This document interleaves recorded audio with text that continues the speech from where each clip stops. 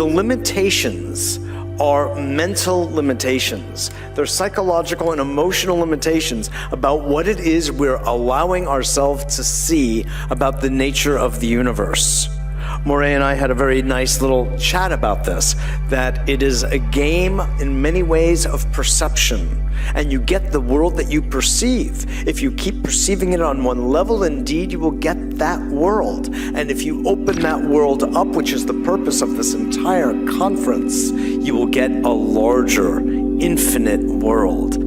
Okay, without further ado, I want to bring on Judy Wood and get down to some more brass tacks so we can progress our evolutionary thrust in today's afternoon. Judy Wood.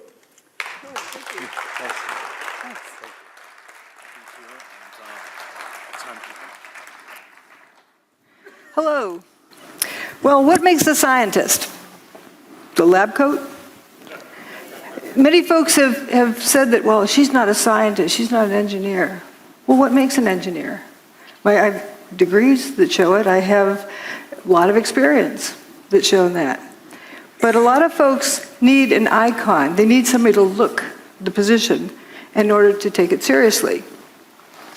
So I'll go ahead and take these off, or maybe take me more seriously if I wore the coat. There you go. Most people don't realize that this lab coat originally came from, does anyone know? Madison Avenue. They decided that doctors will look more official and authoritative if they wore a white lab coat. Thanks. Well, one thing that does make a scientist is a bag of evidence. This is evidence, and that's what we're going to talk about today. So, where did the towers go?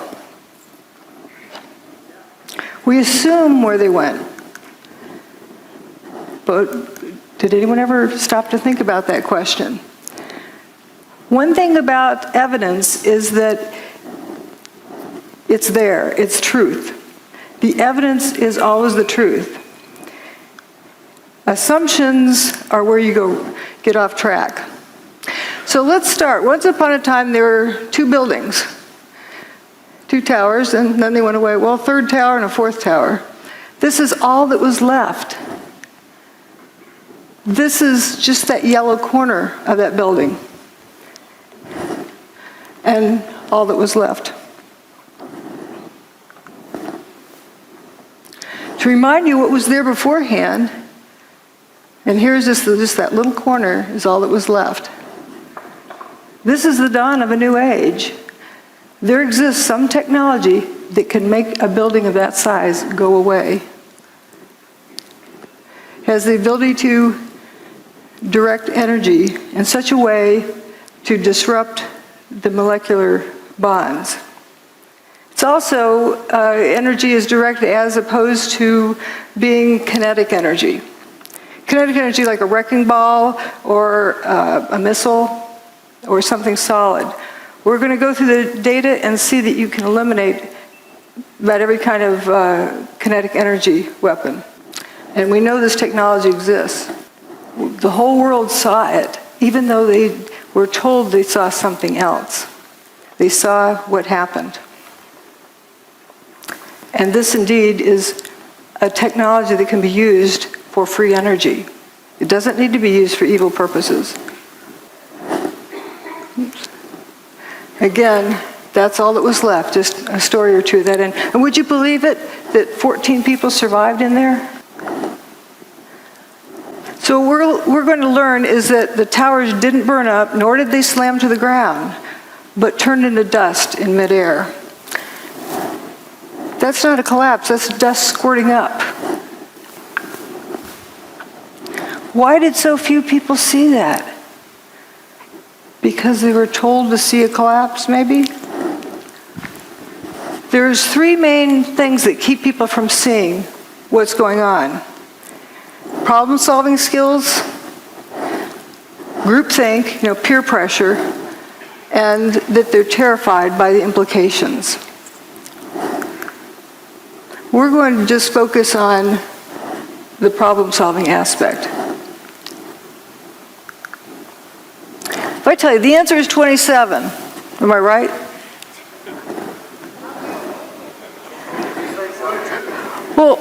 what's the question?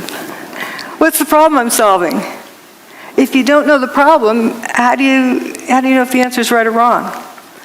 You first have to define a problem before you can solve it. And it can be referred to as a syntax error because the order matters. Like when doing this math, are you adding those numbers together first or multiplying these first? You'll end up with a different answer depending on how you group them. The same thing with crime solving or with problem solving. The order matters. So if you start out with a theory, we have thermite or we have bombs or we have airplanes or whatever theory someone has, and they take their pick from this list of things, and then they go cherry picking and searching for the data that's going to support their theory. So in essence, what they've done is determine the problem. But what happens if it was something else that they didn't take into consideration? They'll never get to the right answer. And that actually is one of the key things in a cover-up. You get people arguing about guesses, about assumptions about what the problem is, and they never look at the problem. If you don't look at the problem, you can't solve it. So what they're using is a theory to determine what happened. That's the wrong direction. We have to start out with what happened. You collect data, and the data always tells you what happened. And from that, you determine how it happened. But only after you first establish what happened can you determine how it happened. If you don't know what it is, you can't determine how it happened. For example, look at these beams falling with dust trailing behind them, opaque dust. Let's say you're going to impersonate one of those beams. So you cover yourself with dust and jump off the top of the building. From the ground up, would someone see that dust trailing off of you? No. You need more dust. Okay, let's say you get a couple of armloads of flour and eject it out as you're falling. Can you impersonate this? No, that's opaque dust. It initially blocked out all of the sunlight, 100% of the sunlight, so it was pitch black. It's very dense dust. And you come to the realization that these pieces of material are becoming dust. They're frothing up into dust as they fall. And they didn't hit the ground. But if you didn't know that these turn to dust, and you start out with an assumption, you wouldn't get to the right answer because do you know of anything that could turn a building to dust in midair? Something turned it to dust in midair. So it's important to first determine what happened, then how it happened, and only then who did it or why they did it. But again, we're just going to focus on what happened. The towers didn't slam to the ground. If they had slammed to the ground, there would be over 1 million tons of debris left stacked up in the ground. That didn't happen. Manhattan would have been flooded. Well, as we'll see, the towers were built in the Hudson River with a dike around them. If you slam 1 million tons of debris down onto the dike, you're going to break it. Didn't happen. And if you slammed 1 million tons of debris to the ground, it's going to make a thud. The seismic signals did not reflect that. Those are the 3 biggest issues, but there's a whole lot of others as well. But we'll focus on those initially. The lack of debris, the fact the bathtub wasn't damaged, and the low seismic recordings. There's all sorts of other things, and toasted cars, of course, is one of the favorite things.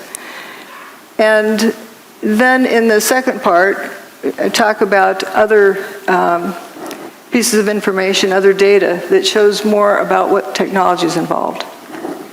But remember, you first have to establish what happened. Lack of debris. Again, if over 1 million tons of debris slammed the ground, you'd see a pile of debris left over. All right, you go to work on a nice September morning. And there's Tower 1, there's Tower 2, and you work down here in Bankers Trust. So you're going to go into your office there in Bankers Trust, and then you're going to look out the window and see what you can see. Down here, you look out the window. What's it going to look like? That's looking out that window. Air-conditioned office, looking across the street, and whoops, where did the building go? This is right after 9/11. Tower 2 is basically missing. Tower 1 is missing over there.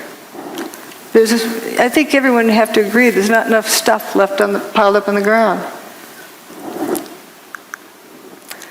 So again, we're looking out there. Now we're going to look the other direction.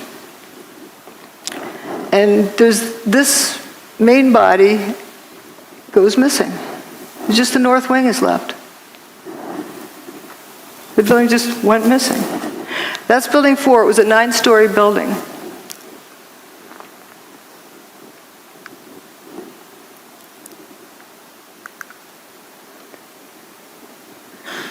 So this is what was there beforehand, and it just basically all went away. And a satellite image shows, all sorts of holes that were in those buildings. The middle part of Building 6 is gone. It looks like a post hole digger cored it out. You have holes over here on Liberty Street.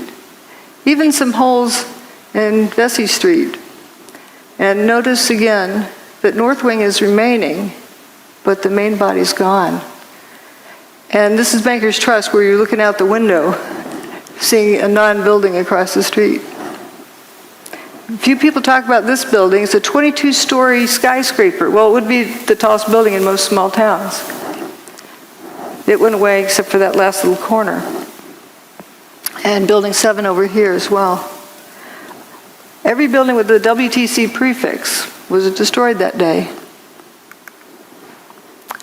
So we're going to look at this direction. Now, a lot of people talk about hearing the BBC announce early that Building 7 went away. Well, CNN did the same thing for 1 Liberty Plaza, but it's still there. They just get excited and want to be the first to report. And we're going to go down and look on the ground and see what it looks like down in here. Looking at the front door of Tower 1.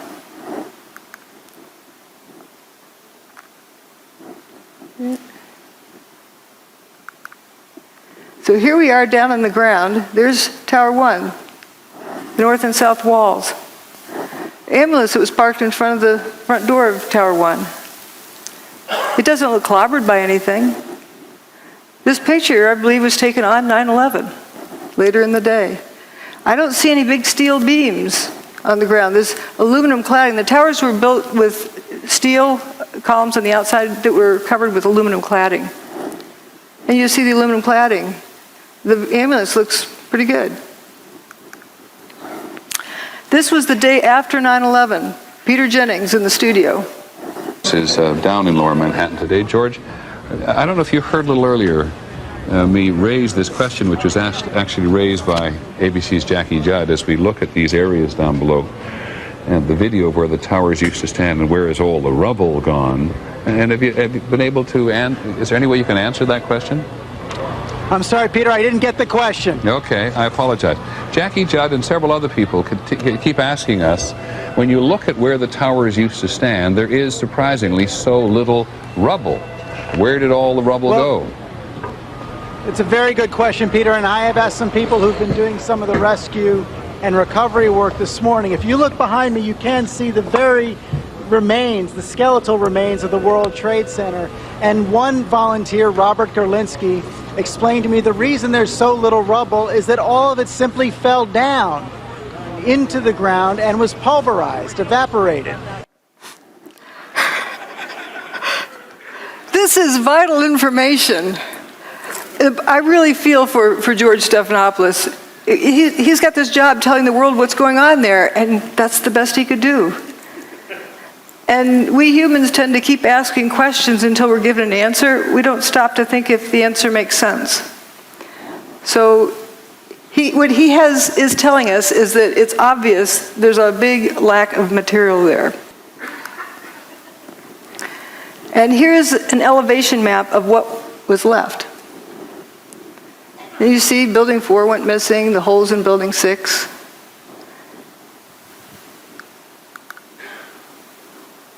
Here's a firefighter in stairwell B. I heard this very, very loud noise above me.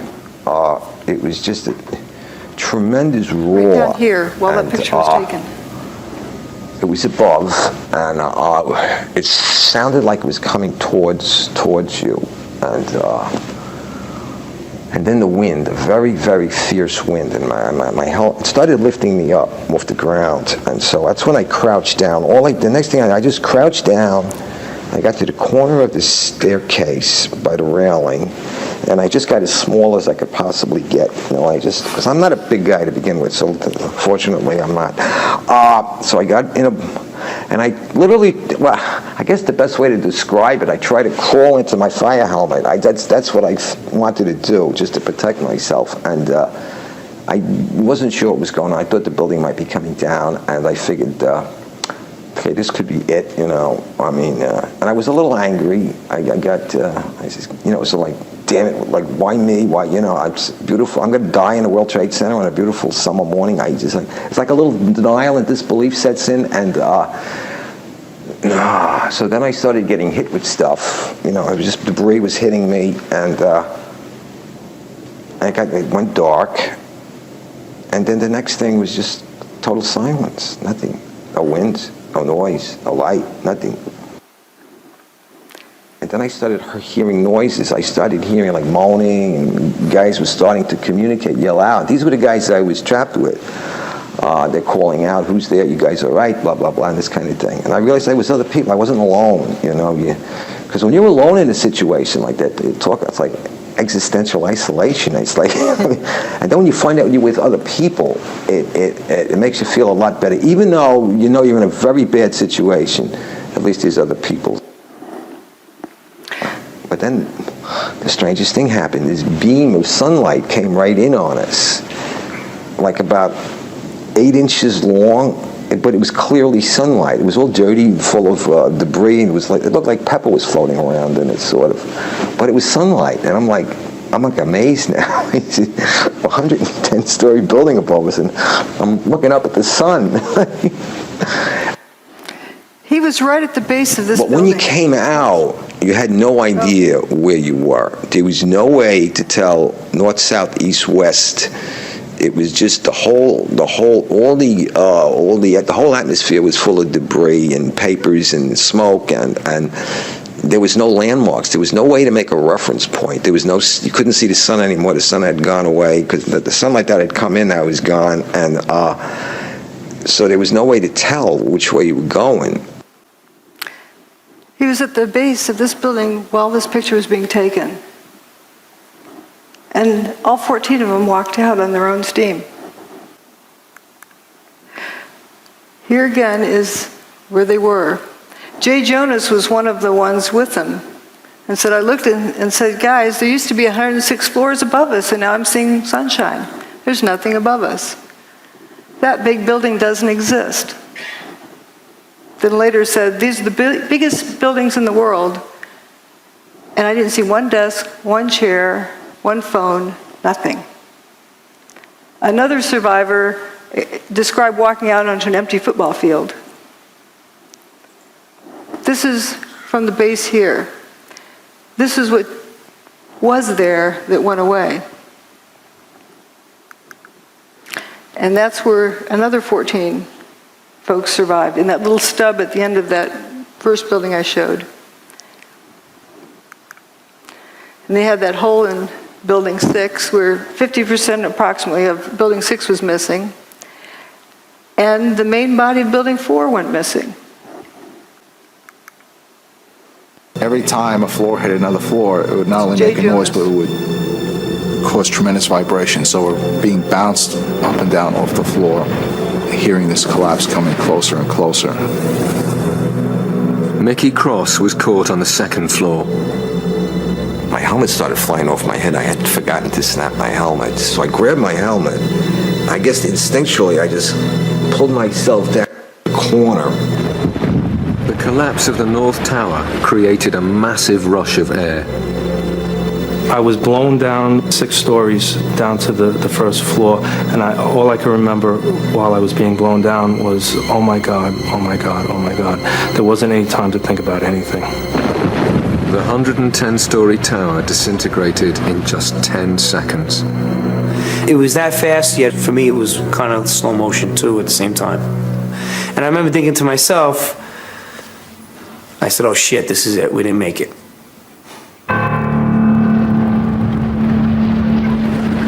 Faced with what seemed like certain death, the trapped firemen thought their last thoughts and prepared to die. In those 10 seconds, I was like, well, I'm 33. What have I done with my life? Worked almost all the time. My wife is going to, be a widow now. And I pretty much saw myself. Pretty much saw my funeral. I saw everybody at the wake at my funeral, and my parents and family there. You think about everything, I guess, that you haven't done in your life, and you realize that, is this it? Are you going to make it out of here? And I was just too young, and I have too much more to do with my life than for this to be it. I thought I was going to be dead in a few seconds, and I remember feeling, I hope this is fast, because I had a fear of being trapped, like say with a broken back or severely injured, and still being conscious and alive. It was strange, but I was at peace when the collapse actually started. I said, all right, whatever's going to happen now is going to happen, and I hope it doesn't hurt too much, but the fear was gone. The collapse of the North Tower killed over 1,300 people trapped inside the building. But some of the concrete walls encasing Stairway B had remained intact, and enclosed within them, 14 people were still alive. As they opened their eyes, it seemed as if a miracle had happened. I could hear Mike. I could hear him groaning. I could hear him called out to me. I called out to him, so I knew he was alive. From the neck up, I seemed okay, but everything else was just like pins and needles. I mean, I was slapping my leg with I'm watching my arm hit my leg, but I can't feel it. I had my flashlight on my side, and I looked at my hands and looked at myself to see if I was bleeding or anything anywhere. When he heard noises around him, Captain J. Jonas realized he too had somehow survived the disaster. I wanted to know who was still alive. And I started calling them out by name. All the people in their group survived. That's a nice happy ending. But the descriptions they gave were not of a building falling on top of them, were not of bombs exploding around them. It wasn't high heat. They didn't get cooked. They didn't get squashed. The building just turned to dust above them. So we're going to look now at what was left. If we go down below the ground in that corner, well, here's what it looked like. The building indeed, the main body went missing, just like it was sliced off there.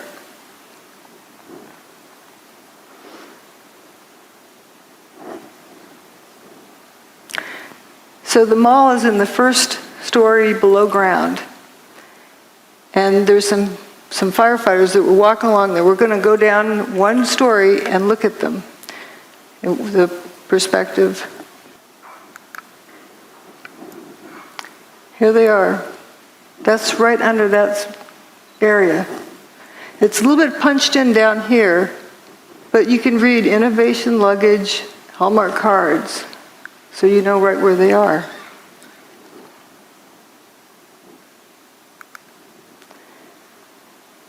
So now we're going to go a couple of stories below that to the loading docks. And it's right below there is where they're walking, but the loading docks look from up above. And it's painted purple under Building 5, so you know where you are, and then green under Building 4. So it's color-coded so the delivery trucks know where to unload. And we're going to look down that direction.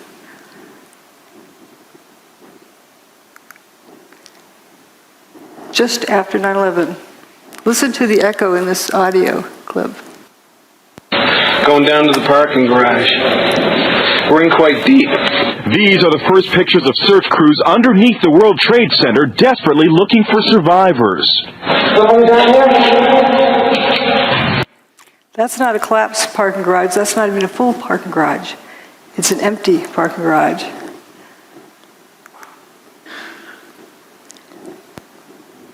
And we had this left.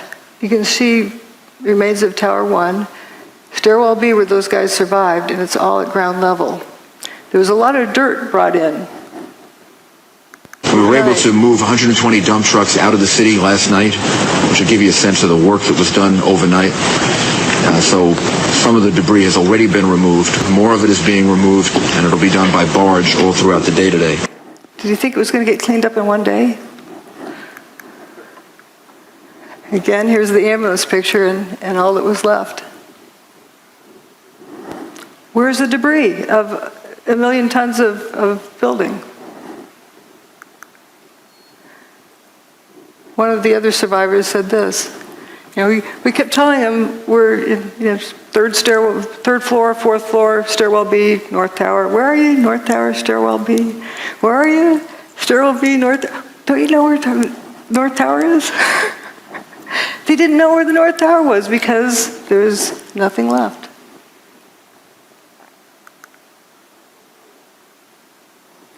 And do you blame them? Here's right where those guys were, up in that little corner. Hundreds more firemen were now arriving at the disaster area, but Captain Jay Jonas's Mayday messages were still not getting through. Trapped down in the remains of Stairway B, there was nothing else Jay could do. We realize we can't get ourselves out. And that's a big mental leap for a fireman to take, because we're so used to being the people who are going in to rescue someone. Now, the roles are reversed, and you realize you're helpless yourself.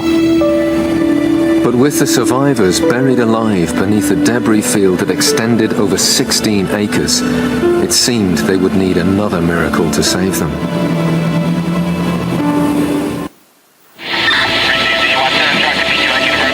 It was midday on 9/11, and in the chaos and confusion, Captain Jay Jonas's Mayday messages were still not being received. The firemen had no idea there was a pocket of survivors nearby. Then Jay again tries to make radio contact. Unexpectedly, this time his call is picked up. One of the officers coordinating rescue operations is Chief Nick Visconti. He responds to Jay Jonas's Mayday call. Operations to ladder 6. All units stand by. Operations to ladder 6. I got a radio transmission from Nick Visconti. I heard operations post to ladder 6. Operations post to ladder 6. This is Jay, where are you? Okay, 10-4. North Tower, stairwell B is in boy on the second floor. But the location Jay gave was unbelievable to them. The North Tower no longer existed. They asked for his location again. He asked me that a couple times, and one time he asked me that. Somebody else got on the radio and said, "Where's the North Tower?" I remember somebody saying it, "Where's the North Tower?" on the radio. And I said, "Oh shit." I says, it's not good.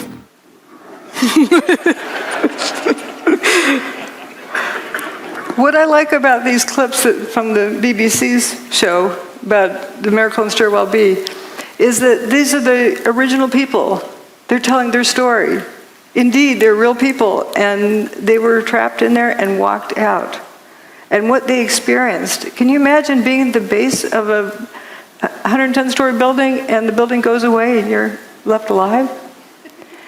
There's also a fellow who remained at the edge of that hole in building 6. His buddies didn't make it. They were a few feet away. There's stairwell B. And just to look at the amazing aspect of this, you get the bare sidewalk over here. Building 7, a 47-story building, didn't even fully spill across the street. If you had a big building coming down like that, even with explosives in it, it'd be like machine gun fire on all the adjacent buildings. Didn't happen. And this dome doesn't look clobbered. It's right across the street.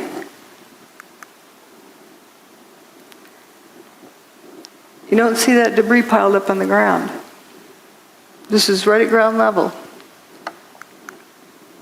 So now we're going to talk about the bathtub. I don't know what the lighting is. If the building crashed to the ground, Manhattan would have been flooded because that dike around the bathtub would have been ruptured.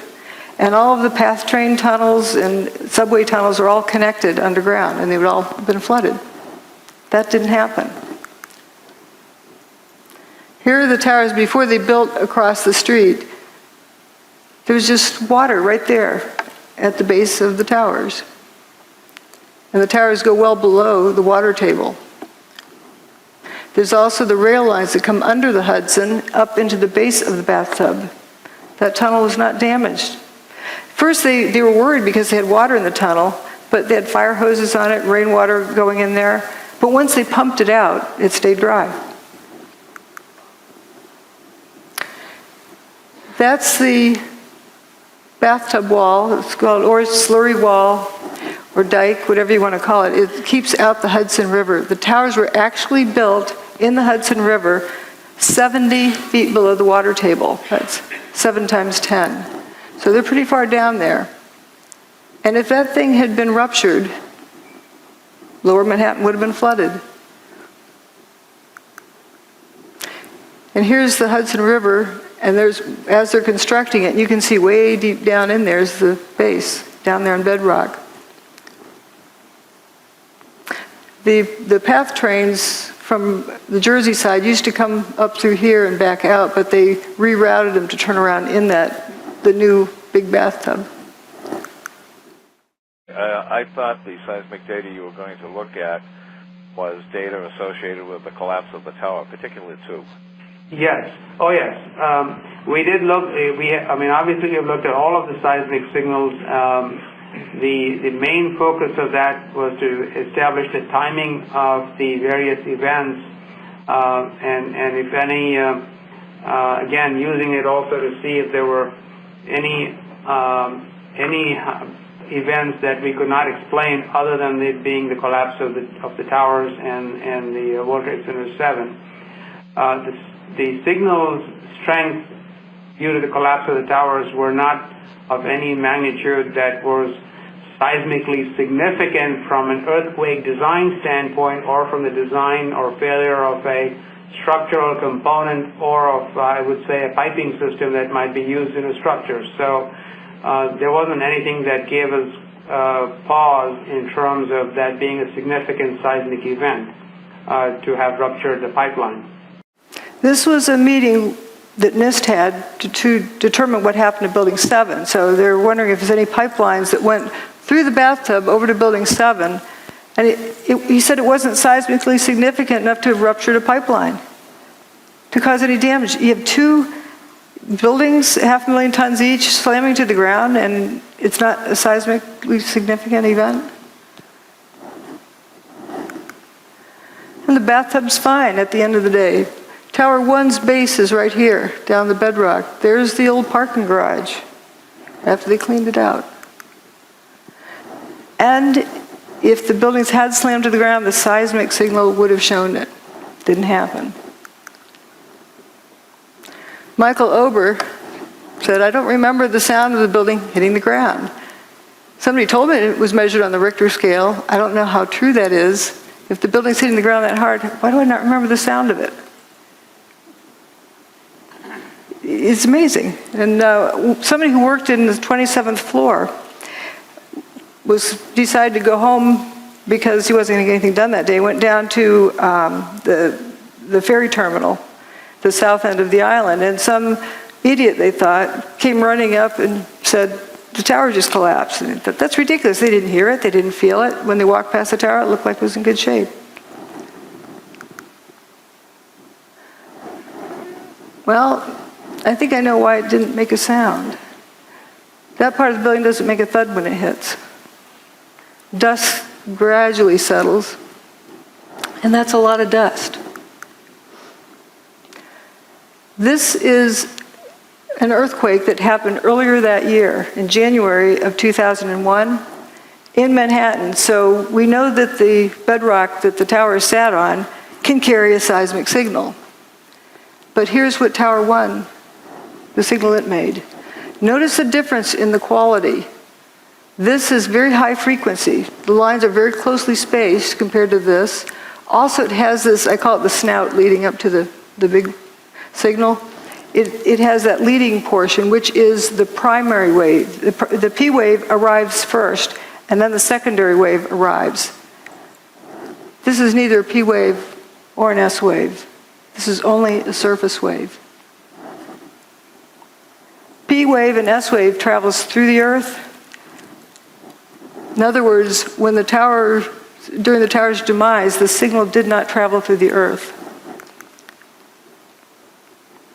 Again, that's the January 17th earthquake. And here's, the P wave is like a rubber band snap, and the S wave is like a jump rope. And the rolling surface, like getting up off a mattress in the morning, the mattress springs back up.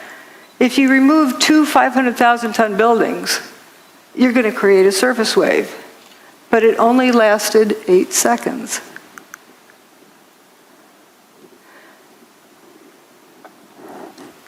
You know, it takes 9.5 seconds to throw a bowling ball off the roof of the towers and have it hit the ground.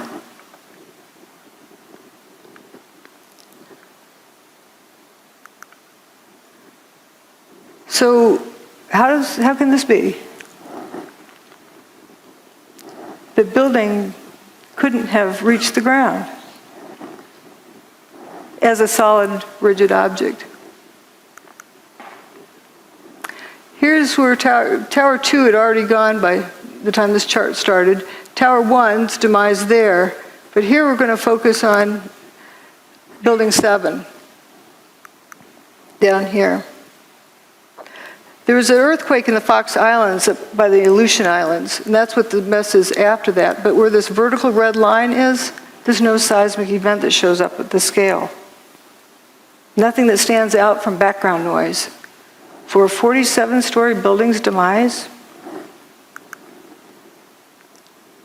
this is the King Dome. So here's a controlled demolition, and it produces a P wave and an S wave. So what length of time does that take? It takes, for a free fall speed from the roof to the ground, is about 4 seconds. But the portion of time that the ground shook was more than twice that. So that doesn't answer the question either of what we saw. And with Building 7, what is very telling is that they calculated when the P wave and the S wave should have arrived because they could not pick it out from background noise. They couldn't even pick out where the surface wave arrived at one of these stations. So there's 5 different stations reporting, and they had to calculate when the S wave and P wave would have arrived, and it was not there. The signal did not travel through the Earth. So if we have Seattle King Dome, we're going to look at things relative to that. That made a 2.3 on the Richter scale when it was blown up by controlled demolition. And we have these 2 towers. Let's say for the Tower 2 is the first to go. So if we turn it to dust, all but the bottom 16 stories, and then drop a 16-story building to the ground, we record approximately the same seismic signal as what was recorded on 9/11. Just pretend this rest doesn't exist. And for Tower 2, if you turn it into dust above the 20th story and just drop a 20-story building to the ground, you get the seismic signal that was recorded. And for Building 7, it's all but the bottom 2.5 stories. Where's the rest of the building? Makes it 0.6 on the Richter scale. That's like a jackhammer. It should have sounded like it was raining dump trucks. You know, big dump trucks go down the road, they wake you up at night because they vibrate the ground. So we've talked about these three things. Now we're going to talk about dustification and lather. You'll notice I use a unique language. If you don't know what the phenomenon is, and you use the name of a known phenomenon, that's wrong. You're misleading the direction the information is going in. You're calling something like fire when it's not fire. That's why I use the word fumes, because if you use smoke, you're assuming the cause to be fire. If you don't know what the phenomenon is, better not use a name of a known phenomenon. Well, what happened to these buildings? That's a phenomenon we've never seen before. It needs a new name. I call it dustification. The buildings turn to dust. It's not a difficult word to remember either. And often I use names of food, you know, like Cheetos or something like that. You're not going to confuse this with food. It's better than using characteristic 493-7A. You're not going to remember that. But we're going to talk about dustification. As we talked about before, this is turning to dust as it falls. People often see these squirts ahead of the collapse wave. But what was that? If it's bombs, you'd see a flash and you'd see a whole lot more of them. But if you have the whole building turning to dust as it comes apart, what about the water tanks that are distributed throughout the building? They're going to get weaker and weaker as they're dissolving until they suddenly give way. And I'm tempted to believe that might indeed be what that is. We don't know. But if you got that whole building down on the ground in like 8 seconds, let's say 9.5 seconds just to give it some extra, it would have to be squirting out here at the base at a minimum of Mach 1.5. The air from the middle to get to the outside is like Mach 2.5. For sure, all of the adjacent buildings should look like they were machine gun fired. That's a lot of stuff to squirt out of the way. And that's assuming the building took, 9.5 seconds to come to the ground. So you just have this couple little puffs. Something's not right there, too. Now, people who say, okay, they claim they heard explosions. And so therefore, it must be bombs in the building. They're starting with assuming what did it, and then going back to assuming what problem they're solving, instead of determining first what happened. Well, if you recall, blasting zone ahead, turn off cell phones and two-way radios just in case it triggers something. How are you going to get everyone to unknowingly turn off all their cell phones in southern Manhattan for weeks ahead while they prepare the site? But there were sounds of explosions. Bombs go boom, but not everything that goes boom is a bomb. Think of putting an egg in your microwave oven. Turns out there's a lot of folks who talked about these Scott packs exploding at ground level, sitting on the fire trucks. There's a lot of testimony here. We don't need to go over it, but there's various firefighters who talked about hearing these Scott tanks exploding. Now this is slow motion of Tower 1 coming apart. And you notice this, there'll be some column that starts falling down this corner. I think it's in here.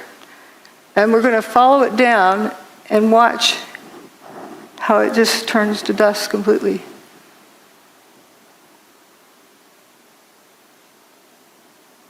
And as well as these other things. Here it is. Okay, it's got the dust trailing behind it. This is a solid piece. It's like ice cream melting. It's going away. And if you focus on various other parts, you'll see the same thing. There's no sound with this. This is a high-speed version. You can see that piece again. And these big chunks over here. So you see it's turning to dust as it comes down. And we're going to go look down on the ground right next to where this was coming down. This is the Verizon building here. Whoops, right here. And we're going to look at the corner right below there.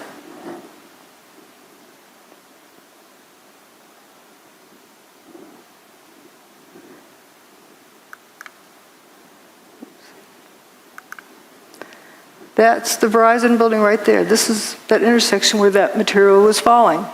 Right after everything's settled, these people who were hiding come out of their hiding places. And they're probably in awe. There's, no building here. You can see sky. Looking at the body language, the guy with his hands on his hips, arms folded, arms at side. They're probably in total amazement and shock and just bewildered. I call this picture the Twilight Zone because they probably felt like they just walked into the Twilight Zone. A bunch of cars went into spontaneous combustion, apparent spontaneous combustion up here with a sea of unburned paper in between.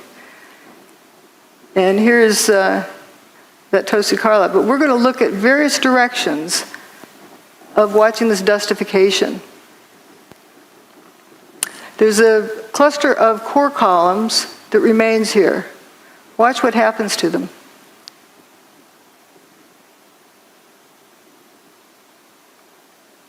They just faint.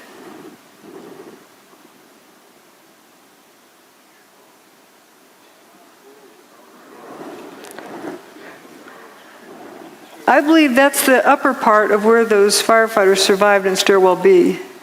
Those are core columns. This is another one. See how it peels away like a banana? And you see this clear air around it. Some folks like to say dust settled on it. Well, dust can't settle on something like that fast, without seeing it.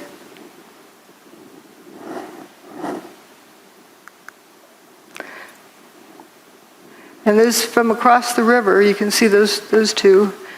And then there's a sequence from the northern view. And my detractors like to say, oh, it fell over. And because the dust was so fine, it hung in the air. Well, if the dust is so fine it hung in the air, how could it be settled instantly on these vertical columns? We saw how it was peeled away like a banana. But it comes a point where it's no longer a crisp boundary and just turns to dust. I call it dustification. I mean, where have we seen it before?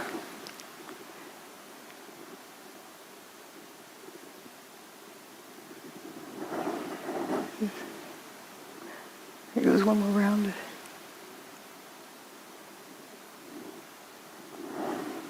But you're told to see a collapse, so you tune that out.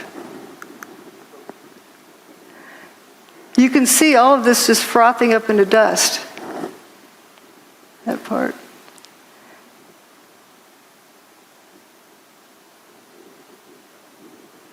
And it's also blowing downward.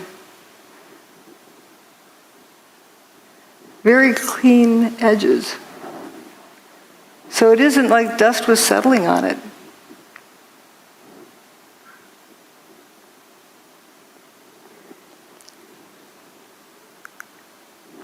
And another part of it, this is further up than this image, because this is coming down close to this building. But notice there's some chunks that go missing. And notice the dust kind of squirting out the ends of those pieces. You can see it trailing. So the reason why you didn't hear a thud when it hit. Lather is a term I use when it looked like another unique behavior pattern, but I think lather is just the part doing the same thing that this is doing, but doing it in place. And this video is of Building 7, the north face, but notice it's one face and one face only that has this lather pouring out of it. No. Go low to the corner. Hold on.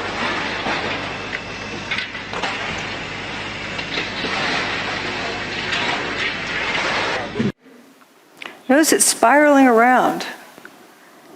And if it was smoke from a fire and it really needed to get out, why isn't it coming out these windows? If there's a traffic jam, why does it take the path of least resistance?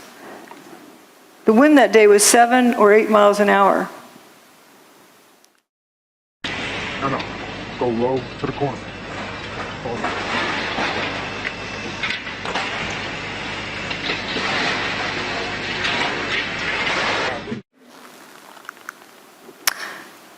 Now we're going to look at dust rollout and fuzzballs. This wall of dust is pouring down the street. It was chasing people, and it overtook them.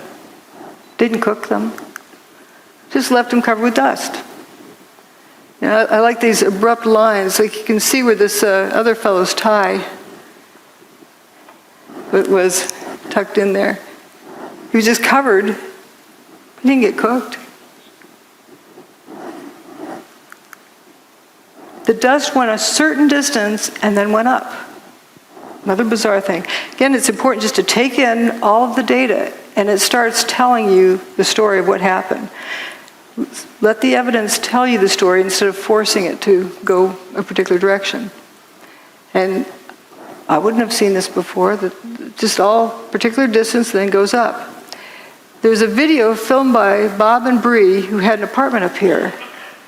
Bless them for saving this video and then sharing it with the world.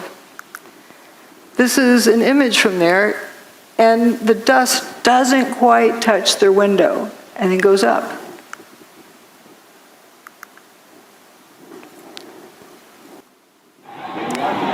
Oh my God! Oh my God! Oh my God! Oh my God! Oh my God! I told you! Oh my God! All these people! Oh my God! Oh my God!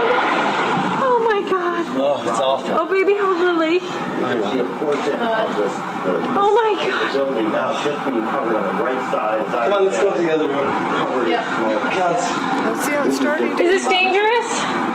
I think it's just smoke. There's no danger of other buildings. Is the air conditioner turned off in the room? Good thinking. And the windows closed in the bedroom? Near the area are an absolute crazy situation.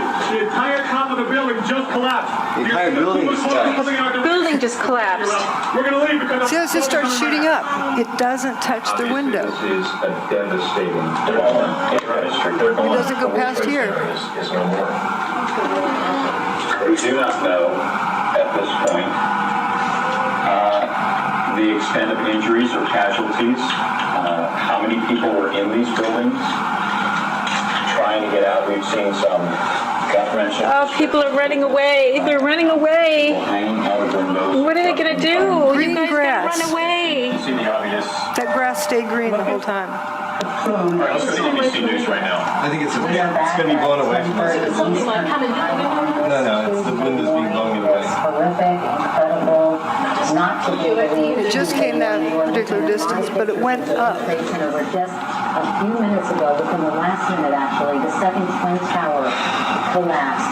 Just to recap, if you're just joining us, around 8:42 Eastern time this morning here in New York City, a plane crashed into the right twin tower of the World Trade Center. Isn't that amazing? It goes up. Now, controlled demolition, the dust doesn't really go above the highest point of the building, the original building.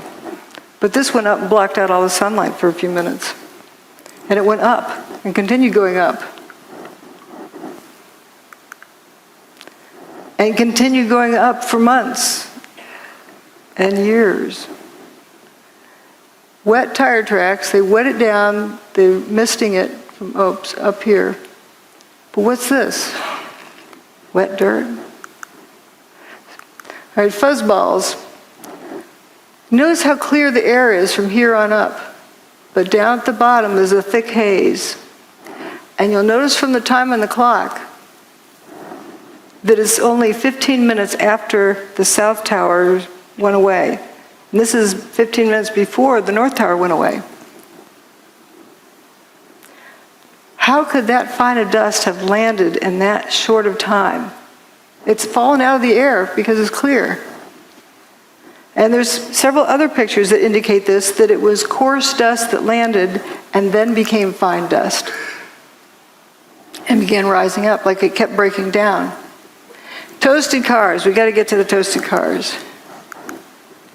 I say they're toast, they're history. I can't say they're burnt because I don't know that. But they're toast. I just decided to use that word to say something happened, messed them up. You can't fix it, you got to get a new one. It's history. This is a police car found on FDR Drive. I don't know how it got to, I don't know where it was toasted. There were some that were witnessed as being toasted on FDR Drive. But this one is quite interesting in that it has an abrupt, toasted, not toasted. Like it's like it's on the showroom floor. It just had a new wax job back there. What abruptly stops? A real fire, a regular fire, doesn't do that. It would be lapping around the corner. Also, why aren't the lights melted? And you have the circular spot on the other side. Gas tank is still, fine. This is where all the toasted cars we're seeing that I'm aware of, as well as the toasted car lot. And the ones we were looking at were down here. And an emergency medical person said you could tell it was hot at the Trade Center because you could feel the heat from the bridge. But paper wasn't burning down here. How could somebody over here, 3/4 miles away, feel heat? Something that they perceived as heat. And you said you saw melted tour buses, melted cars? The cars that were right down there, it was just unbelievable. They were twisted and melted into nothing.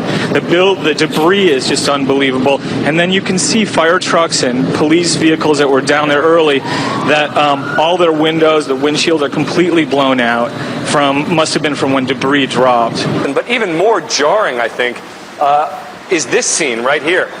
Look at these two cars placed on top of one another. I think when you think about the impact that these planes must have had, it's hard to visualize. I don't know what to say.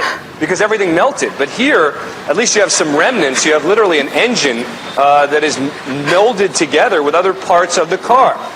Moving over, you've got another car they moved here. It looks like it's been through a war.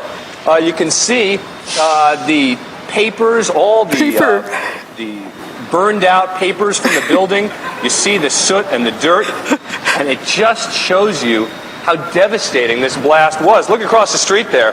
You've got a Con Ed truck that some of the Con Ed people now looking at, examining, trying to figure out which truck that actually was. But that truck too, in terrible shape.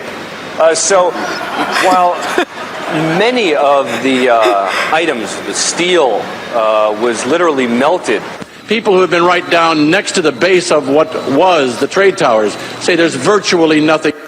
Yes, we'll stop here on this toasted bus picture. And realize there's no burnt marks, no scorch marks. The toasted bus. But yeah, these poor reporters, they're doing the best they can. Remember, the evidence is the truth that a theory must mimic if a theory is correct. Starting out with a theory, if you haven't figured out what happened first, you're just solving an imagined problem, not a real problem. So it's so important to look at the evidence. As we've seen, the evidence is showing us a different story than what we were led to believe. Now this toasted bus, notice there's no big flame marks running up the side of the bus. No scorch marks. Is this echoing? Oh.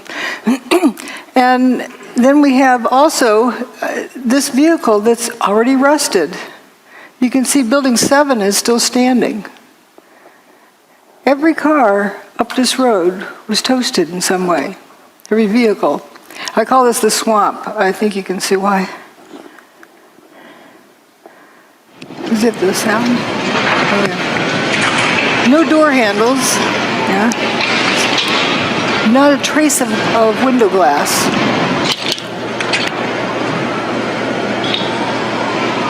Just gone. Go, let's go. Go. 3, 2. Oh, man. More debris falling from a nearby building, the World Trade Center.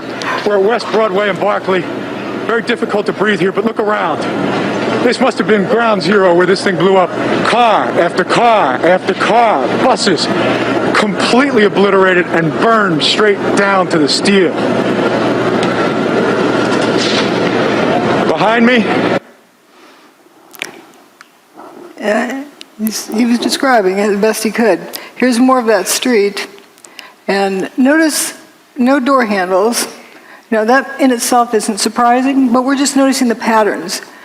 It seems that door latches, trunk lid latch, this door, door latches and door handles were completely gone. Also, this looks like it was sandblasted, ready for a new paint job. Not a trace of window glass left in that. And that's what seems to be a trend with the toasted vehicles. Something happens to the engine compartment too, like this one down here. And notice again this distinct, abrupt line between different parts of the car. Now, often folks say, well, that's just like any old burnt car. Here are burnt cars up at the top. Notice these rings of burn marks around it. And burnt cars also have remains of window glass. See, this is clean down here. And here we have traces of window glass left. And of course, there's a lot left there. But the ones at 9/11, there's not a trace. The ones that are seriously toasted.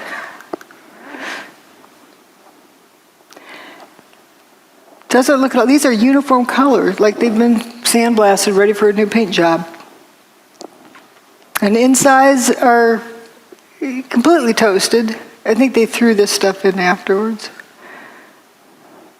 But the stuffing is still partly here in the burnout car.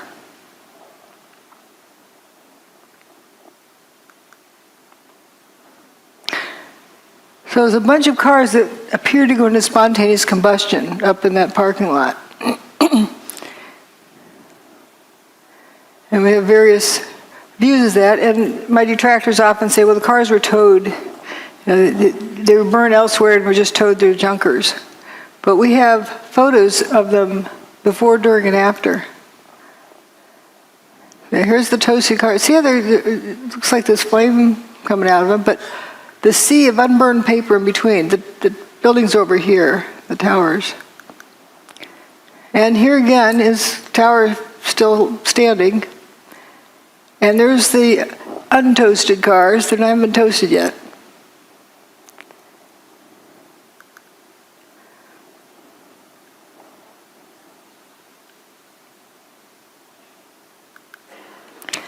And there they are. They haven't been toasted yet. They're still in good shape. I actually thought this car was white, but I was surprised to find it was black. And here, it's still in good shape. People are evacuating. Here it is after it's been toasted. You can't tell it was a black car. Just all in a line, they just went poof. Weird fires. I can't call them a fire because there's weird things with them, like paper not burning. This is where I call the swamp. Toasted cars all along through there.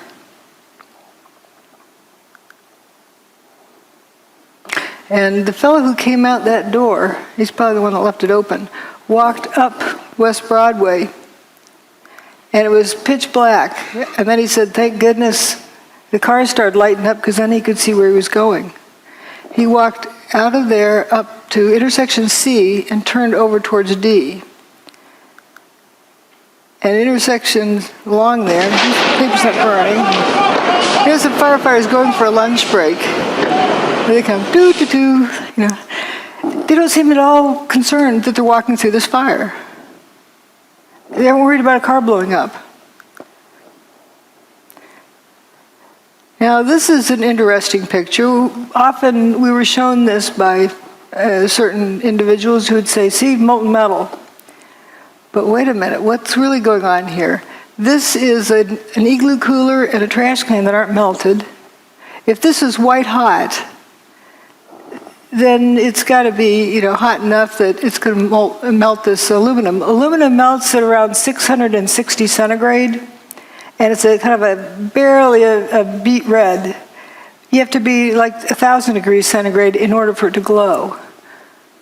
So when aluminum's glowing and it's not a puddle, something else is going on.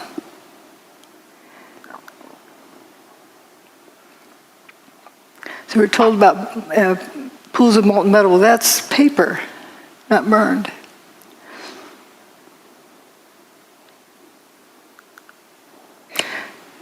Aluminum is blood red when it melts. Whoops. I don't know what that is.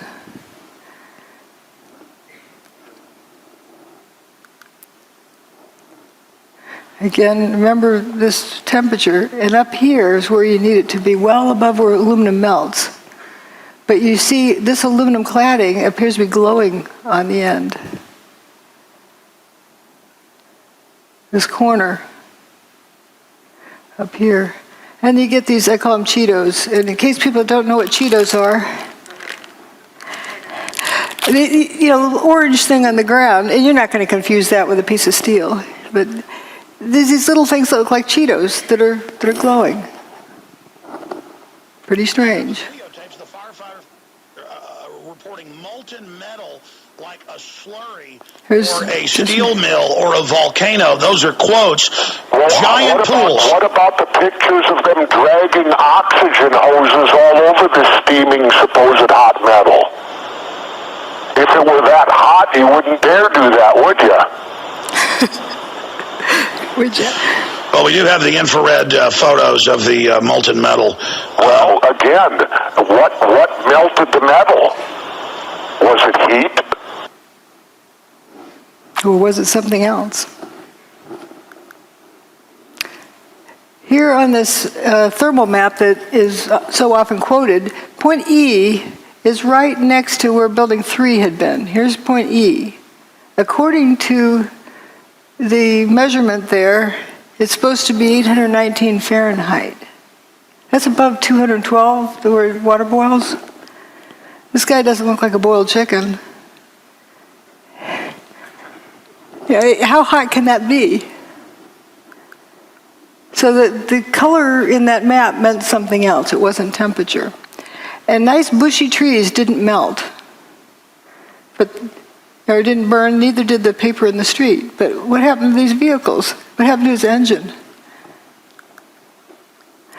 And where that firefighter walked up the street and turned the corner, here's right where he turned the corner.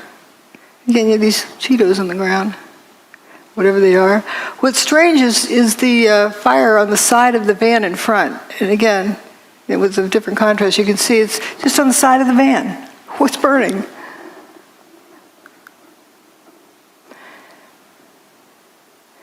This shows the apparent spontaneous combustion. This is during the cleanup. You see that thing that flashed over there?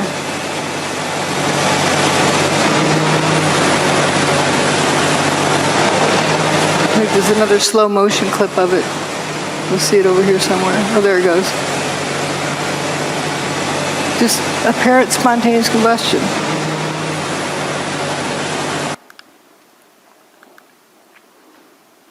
This is a clip where they talk about hot steel-toed boots. Up to 10 times a night, often until 2 in the morning, delivering whatever it is rescue workers need to do their jobs, like the ones working in the hotspots. Steel-toed boots is one of the biggest things. Steel-toed boots? Steel-toed boots. Out still on the rubble, it's still, I believe, 1,100 degrees. The guys in boots just melt within a few hours, and they're burning their feet. That story was repeated again and again and again. People assumed it was proof that it was hot. When my steel oven melts, the turkey inside is more than well done. So how can you have steel-toed boots melting and there's no reports of burned feet? How I hear that is the boots were coming apart. They're disintegrating. Someone suggested it was because of heat, and people just ran with that story. It was the best, the only answer they got to the question, so they ran with it. But something was likely happening to those boots coming apart. But you can't walk around on a barbecue grill without burning.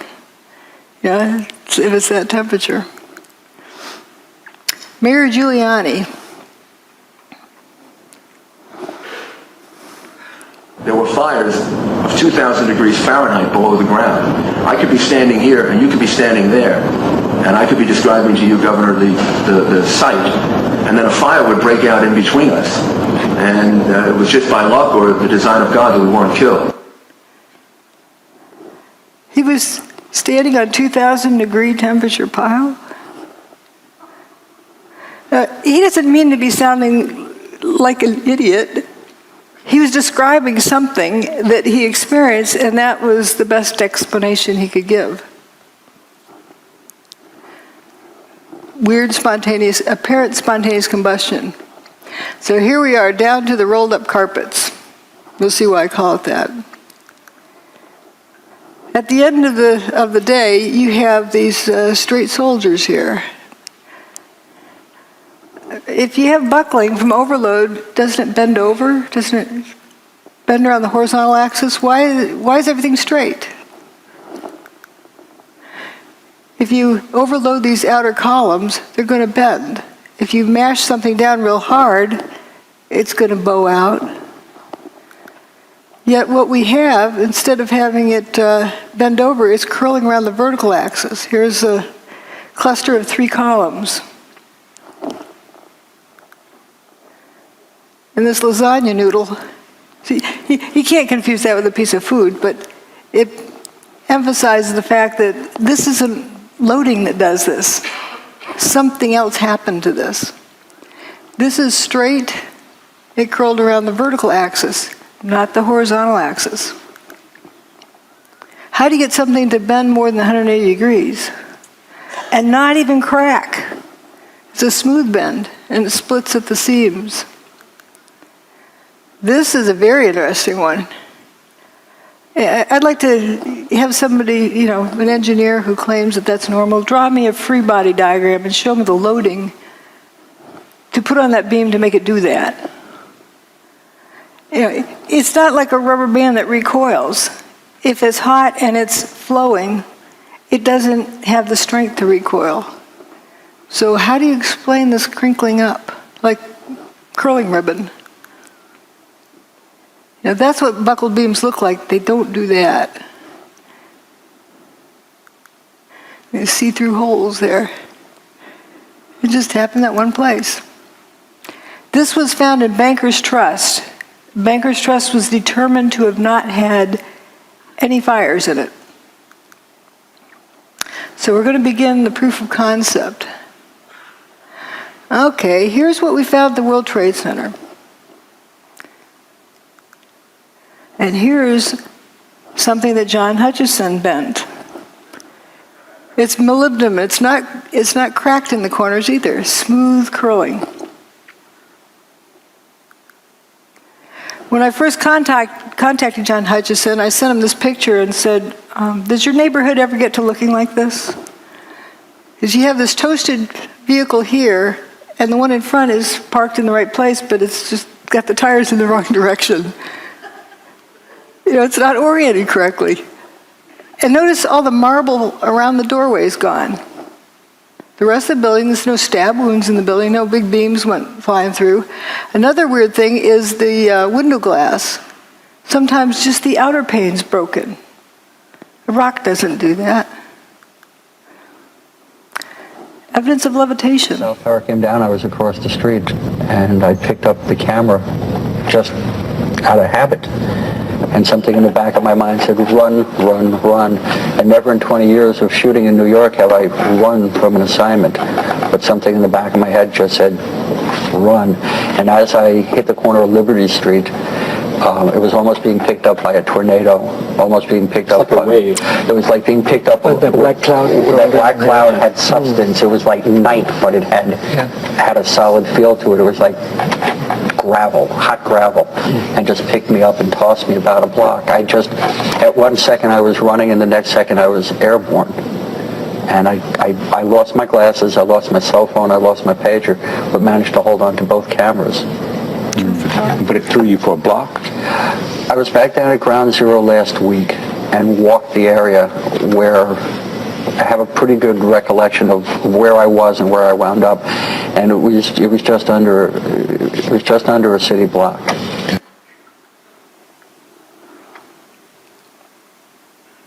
It was this blast of warm air. It wasn't hot. It was warm. And it picked me up and threw me up against the wall of the building that was... You were picked up off the ground. Physically picked up off the ground. I remember an explosion. At that point, I got knocked out. I don't remember anything. Then I got up, and I looked out the window because the windows exploded, and the street below caved in.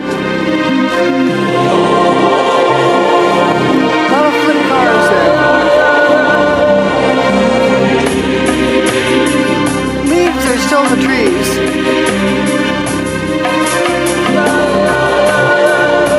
This is in good shape, but upside down. The cars appeared to be either flipped or toasted. Now let's consider something else here. John Hutchison's work, he's got water drifting up, levitation of water. All right, now we'll come back and talk about the weather. We need to talk about the weather, right? Someone thought it was a nice, beautiful day. Well, it was right directly above Manhattan, but not a few miles off the East Coast. See, as nice as can be. Here's Geraldo Rivera, who's chased out hurricanes for 40 years. Have been so attracted over the years to hurricane coverage, but there's risk involved. There is, the peril of not knowing what's going to happen, that adventure, and it's pitting yourself against an enemy. It's like war, only no one is shooting at you specifically. That's what the allure. But there is an area storm that the juices don't flow, and you look and check it out. Look at that. Remember that? I watched that live. There may be a store on YouTube. You got to get up close and personal. And this was Hurricane Ike, I think. That was recent. That was wasn't this Rita? You would know. You know what I think it was, Rita? Rita in Galveston, Texas. Yeah, Galveston. And obviously Katrina. Before that changed so many of our histories. It was so traumatic.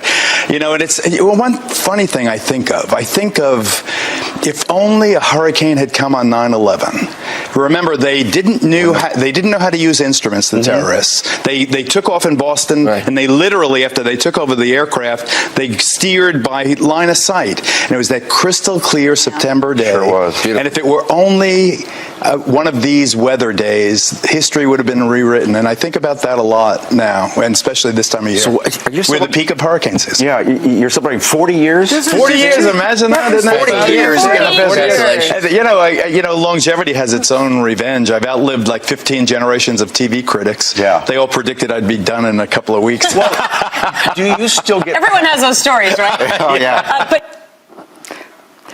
This was just 2 years ago.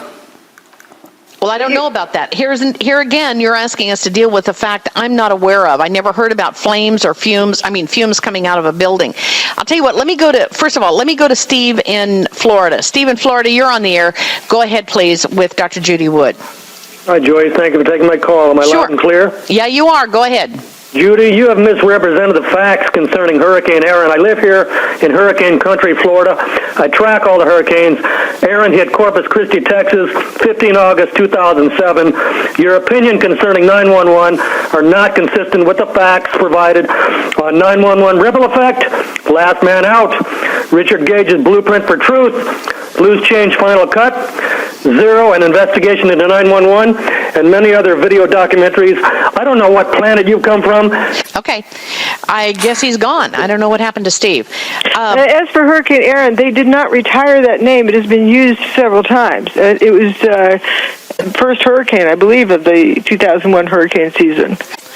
All right, let me go back to George. George. Well, one funny thing I think of if only a hurricane had come on 9/11. And it was that crystal clear September day. Sure was. Beautiful. And if it were only one of these weather days, history would have been rewritten. And I think about that a lot. This is what was shown on television that morning of 9/11. This is where the hurricane was at that moment. See anything missing? This is where the hurricane was, here.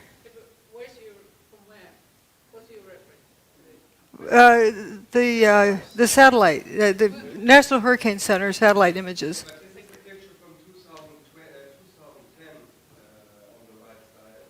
That's Geraldo from that time. The rest is from 9/11. Yeah, Geraldo apparently didn't know there was a hurricane that day. And Joey Moore, a flight attendant on 9/11 who flew out of Boston's Logan Airport just before the fatal flight that left, did not know there was a hurricane either until he saw it on my website. But why didn't they mention it? That's the question. It begs the question, too. Yeah. Because you know how much they like to milk those for all they can get. They love to report on hurricanes. I'm not saying anything. I'm just noticing if people didn't know there was a hurricane coming and you saw it was headed straight for New York, if it hadn't turned around when it did, Manhattan would have been flooded. And how fast can you evacuate that many people from Manhattan? Can you afford that risk unless you absolutely know there's no chance? Unless you know, how would you know? Right.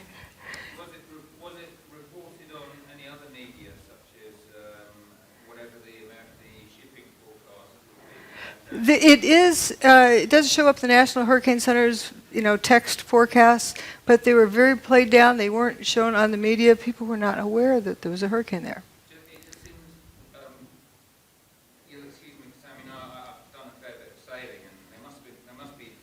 Oh, they took the ships out to sea because they knew that the hurricane was coming. What about the small vessels that were sailing down the coast that have surely just been They may have looked into the National Hurricane Center's reports, but it was not something that was heavily publicized. It wasn't zero publicity on it, but it was very underreported. I'm confused here. Are you saying that they actually moved the hurricane away? They had the technology? The hurricane for 4 days was going in a straight line. And then on the morning of 9/11, it stopped, turned around, and that afternoon it started heading out of town. So you think that was artificially done? I'm just reporting what the evidence is. I don't want to guess, but I can say that if they didn't know it for 100% sure that it was going to turn around, if there's any question, why weren't people told to evacuate? Just in case. Oh, because the people at the tower were told to evacuate because of the hurricane? No. Nobody was told to evacuate because of the hurricane. That's the puzzle, that nobody was really told about the hurricane being there. It just happened to be there and then turned around and left quietly. We were told this is nice, wonderful September day. But it could have been used. Let's see, this isn't doing so well here. Judy, as a suggestion, might I suggest that it would help audiences such as like me, for myself, this is completely surprising information, astonishing information, so to have a kind of secondary source of confirmation. National Hurricane Center. All that one-line text or whatever it was. I've got all of the references in my book, and this is that satellite image of the hurricane is from the National Hurricane Center. You can download it yourself. I'm just saying that I think it would help your presentation. Excuse me, drjudywood.com/articles/Erin you'll find 5 pages of multiply referenced data from the UK Meteorological Office, from the Canadian Hurricane Data Centre, from the US Hurricane Data Centre, and other sources. And I've got more if you want to write to me, I'll send you other stuff. The clicker doesn't work. Let you get through your... The clicker doesn't work. Ladies and gentlemen, let's let Dr. Judy Wood get through her presentation. We've got plenty of time for questions afterwards. Thank you so much. So let's also look at some other information. Now, the hurricane was going to turn around at some point. They thought on day 1 it was going to turn around because it was a high-pressure system moving across the U.S., but then didn't. Well, maybe on day 2 it didn't. Maybe on day 3 it didn't. Maybe on day 4. Thank goodness it did. They had predicted it was going to turn around all this time, but did they really know when? If they didn't know, they ran out of room. So here we have the high-pressure system moving in from the Midwest, and it's increasing, while the hurricane, which is a low-pressure system, is moving in from the Atlantic. And guess where they met and when? 10 a.m. on the morning of 9/11. They were superimposed at that area, so you have 2 counter-rotating systems, curiously. And interesting drop with the humidity. But let's look at this magnetometer information. This is the Earth's magnetic field from the ground, not from satellite, but from the ground in Alaska. There's 6 different measurements. Each of the events on 9/11 are with a vertical bar. The first one is WTC-1 getting an airplane-shaped hole, then WTC-2, then WTC-2 goes poof, WTC-1 goes poof, and then later Building 7 goes poof. I say goes poof, they didn't collapse. They turned to dust. So it's interesting, it's pretty much a steady state and something different happens here. There was a solar storm approaching, but it didn't get to that point until a day later. So there's something else going on here. A closer look, about 20 minutes before WTC-1 got its hole, that's the North Tower, they started wandering off of their average value. And as soon as WTC-1 got its hole, it reverses direction. As soon as WTC-2 gets its hole, it goes horizontally. It's like one reversed the other one. Maybe coincidence? And then when WTC-2 goes poof, they start going downhill, but when WTC-1 goes away, it really drops off the cliff, and then things are all haywire all afternoon until WTC-7 meets its demise. The Earth's magnetic field, as recorded at 6 different stations. Again, here's where they start wandering down. There's actually 3 different measurements for when the North Tower got its hole. The 9/11 Commission report, the Palisades seismographic station, and the NIST report. I can tell you which one's right, based on where the turnaround happens. And see how these go horizontally after Building 2 gets its hole. These are the 6 different recording stations. It's just, a curious set of data. Now we're going to get into the proof of concept. I can't say for sure what technology was used, but I can show you something that reproduces all of the same phenomena. Seen this guy, Nikola Tesla. He can generate all of these various pieces of evidence, all these different phenomena. So can John Hutchison. When he tried to replicate the work of Nikola Tesla, he discovered all of these characteristics. And all of those characteristics were found at the World Trade Center site. Let's notice this metal luminescence without heat. Hot things glow, but not everything that glows is hot. George Pigott got a patent just about 100 years ago, a little over 100 years ago. Levitation. He's got a static field, and he's doing some other things with putting in some kind of energy, And he's got these static balls, I mean, these steel balls levitating. I think they're actually silver. And Thomas Townsend Brown also looked into the same area about using electricity. And then Ed Leedskalnin, who built Coral Castle. Here's John Hutchison standing in front of the Great Pyramid. There's a person down here in the background. You can see they're almost 2 blocks tall. Well, that's about the same height as this doorway of Coral Castle. So they're about the same size blocks. They're 15 tons each. So this guy built his castle by himself. We don't know how this one was built. We can only guess.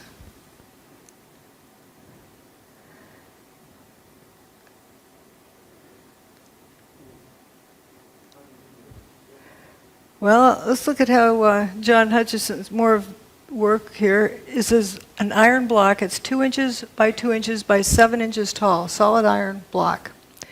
And when he puts it in his system, it buckles over, and you can see some fuming here. And it actually is colder to the touch at the end of this. And here we get to see it happen. And we're going to compare it to the fuming door handles from 9/11.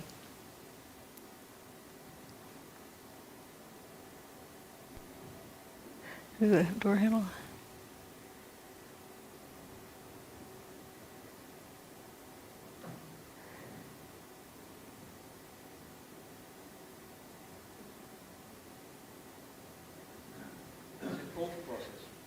Yep, it's a cold process. Solid iron. And this fuming, which is interesting. You know, the car window is broken open here.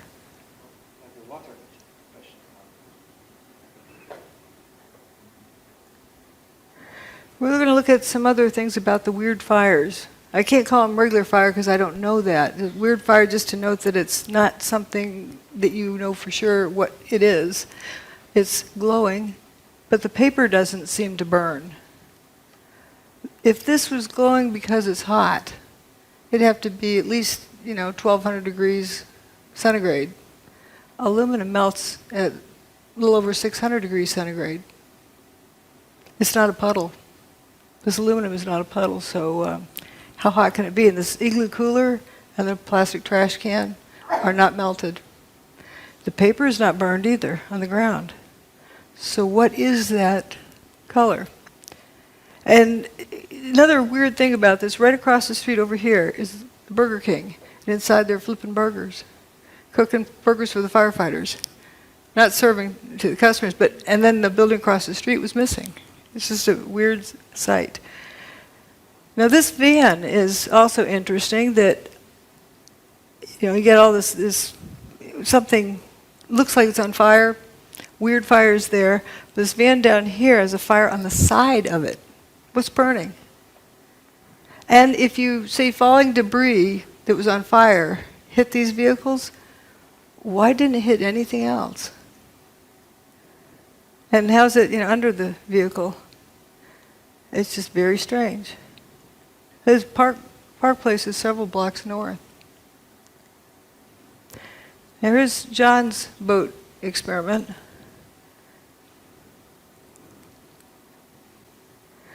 Well, what it shows is when he turns off his gizmo, then the boat lights up with weird fires. And the cars lit up right after the tower's demise, not during, right after, as though it was right after something got turned off. This is another interesting, at the WTC, how this beam curled up. Actually, that was right across the street. That was in Banker's Trust. These are John Hutchison's samples. Notice there's no creases in the corners.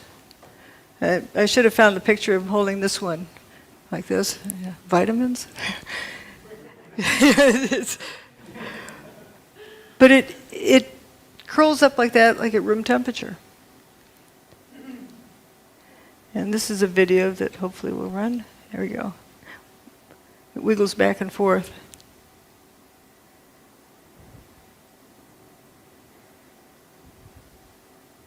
Now watch this thing. It's going to come apart in here. It's starting to come apart.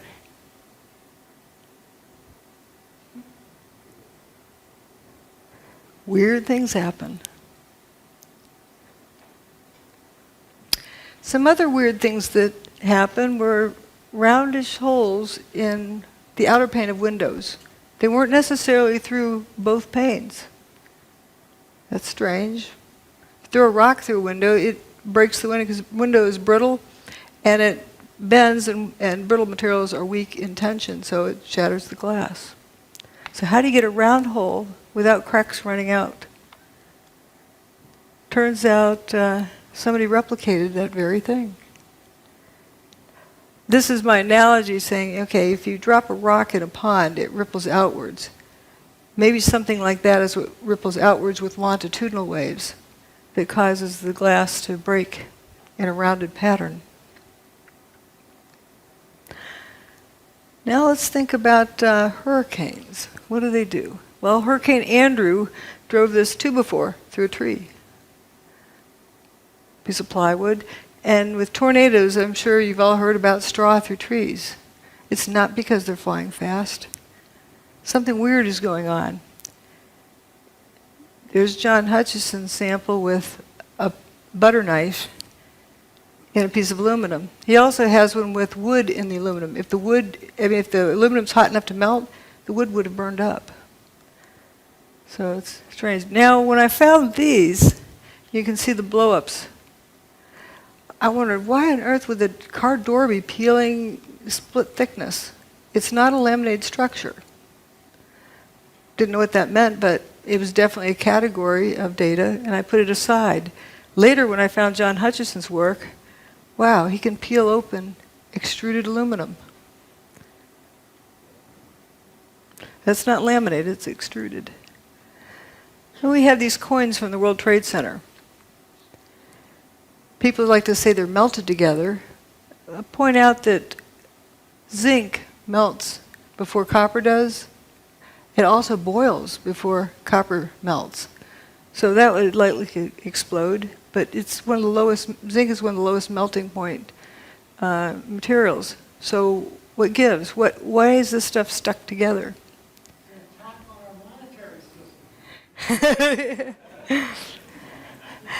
And this is the only surviving file cabinet. It's from Ben & Jerry's ice cream store. Here's the piece of wood embedded in the aluminum from John Hutchison's work without elevated temperature. Same with these. WTC6 with these cylindrical holes in it. Well, here's John Hutchison's aluminum sample with cylindrical holes in it. It's as though there's a pencil line in space around which material at the same radius is dustified. And if you had a lot of those vertically here, you would end up with dustified cylindrical columns. But there's no way you could get a drill in there and turn it sideways. It's parallel to the surface, and it just starts right here. The end of this bar is solid. Let's look at some other similarities with hurricanes. Kind of like a big Tesla coil. And come to think of it, ahead of a storm system, people feel the storm coming. Birds know to head for cover. You can feel the static field ahead of the storm. Here's another thing about storm systems.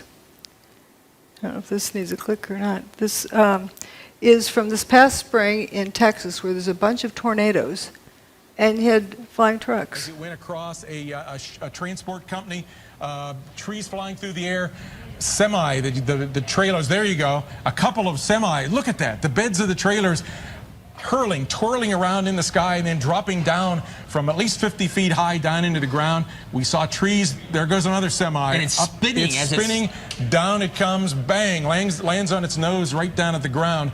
Big piece of a tree there that just got hurled up, I believe it was. So certainly we have seen a destructive tornado on the south side of Dallas, still within parts of the area near south of Grapevine, north of Arlington, a possible tornado in the Dallas-Fort Worth Metroplex area, as well as over on the east side of Dallas, in toward the area around the Mesquite area, just to the west of Mesquite and east of Dallas. Those are flying trucks. I would say that's anti-gravity. It's not a vacuum. And people who've been picked up in funnel clouds can still breathe.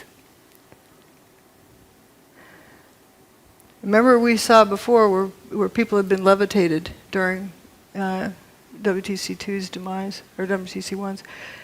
So here we have also the front of Bankers Trust. This was the only non-WTC building that was severely damaged. It wasn't destroyed that day. They actually repaired it. Once they repaired it, they started taking it apart. Huh?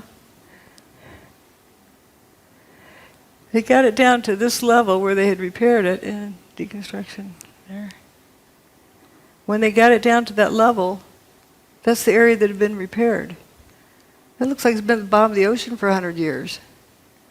Extreme degradation. And it makes one wonder, was the building continuing to disintegrate, and that's why they had to take it down after they repaired it. And it took them 10 years to take it apart. Now we're going to look at tritium. Kind of interesting. It's usually something that comes from nuclear reactions, but here we don't find any of the ionizing radiation that you get with nuclear reactions. Some aluminum with holes in it. Material is changing. This was a sample of dust from the Bankers Trust that when they decided to take down, look at all this zinc, the before and after. Like 3,500 times as much zinc from the control sample. Now we're going to look at John Hutchison's sample. He's got, just look at the relative amounts. You have a lot of copper and much less zinc. This is for brass. In the affected region, you have about equal amounts of zinc and copper.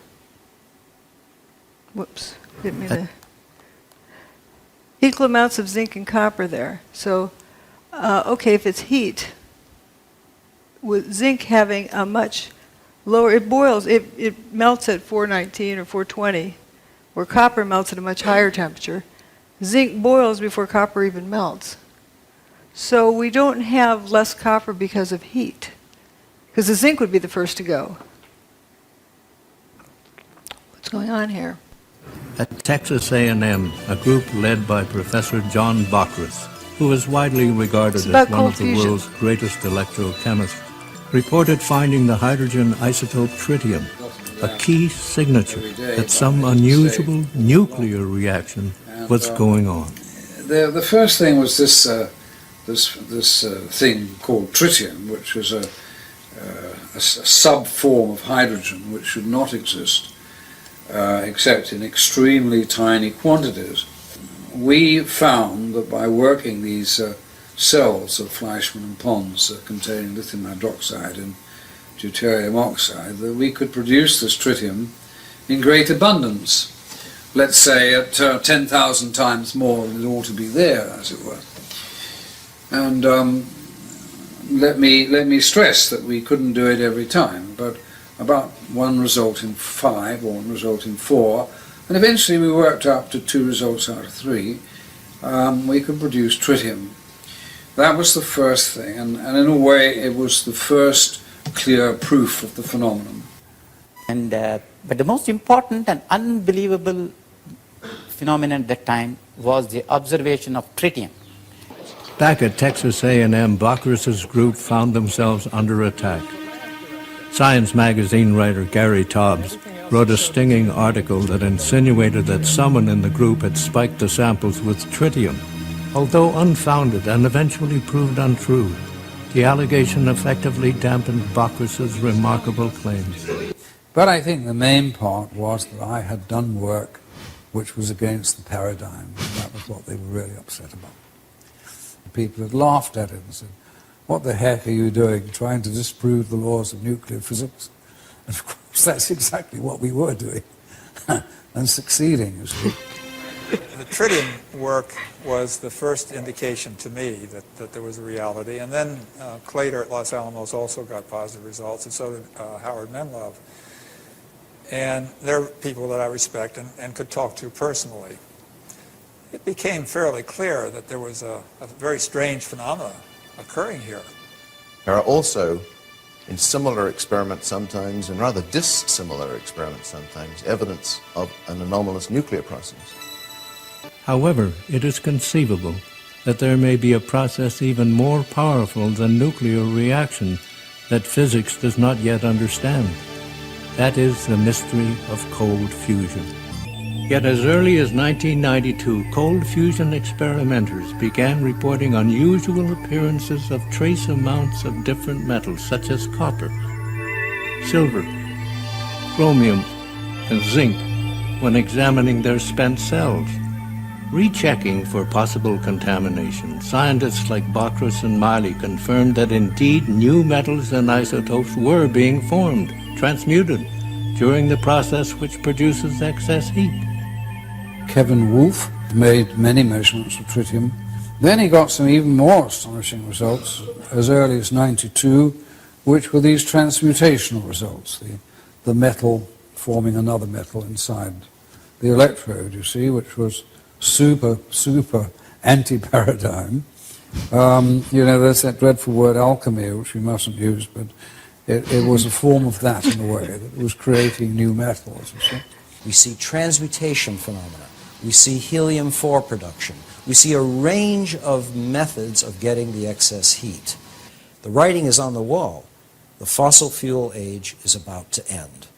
The sword of this panel's condemnation struck with speed and brutality, ignoring the facts in a blind rush to judgment. Hot fusion physics people have been very vigorous in their denunciation of this being called fusion. Right away, reports came in of excess heat, much too large to be from any chemical reaction. Laboratories from Texas to India confirmed the presence of tritium, a vital determining feature of a nuclear reaction. Within 2 or 3 weeks, we got the first results, and several groups started saying, yes, we are seeing excess heat, and but the most important and unbelievable phenomenon at that time was the observation of tritium. This was a discovery perhaps as significant as the Wright brothers' first flight at Kitty Hawk. There are also, in similar experiments, evidence of an anomalous nuclear process. In the free-for-all that followed the cold fusion announcement, hot fusion proponents drew the specious conclusion that cold fusion must work like hot fusion. If Pons and Fleischmann are alive, they contended, then their results must be faulty, since the neutron radiation from the fusion reaction would surely have killed them. They refused to consider that another form of the same process might be at work. In the years that have followed, the cold fusion process has repeatedly produced not only heat energy, but also nuclear byproducts such as tritium and the ash from a nuclear reaction, that all-important indicator of nuclear fusion, helium. It's clearly not possible to produce helium from a chemical process. The only possibility that remained is that the helium is produced by a nuclear process. If the helium is produced by a nuclear process, then necessarily there will be an associated release of heat. Having seen the effect with my own eyes, the claims from a few that this is impossible, inconsistent with all known laws of nuclear physics, these suggestions are in fact irrelevant. That well said. But notice how important the tritium was in this, and they thought it was a fraud because they didn't find the other things that usually go with fusion, with hot fusion. There wasn't the ionizing radiation, but there was transmutation too. Now let's look at some of the samples that were collected from the WTC. You have a variety of all sorts of strange things in the air. And if you look at the melting or the boiling temperatures of these things, there's no rhyme nor reason to the amount of the quantity. It isn't that the things that boil at a lower temperature are more prevalent.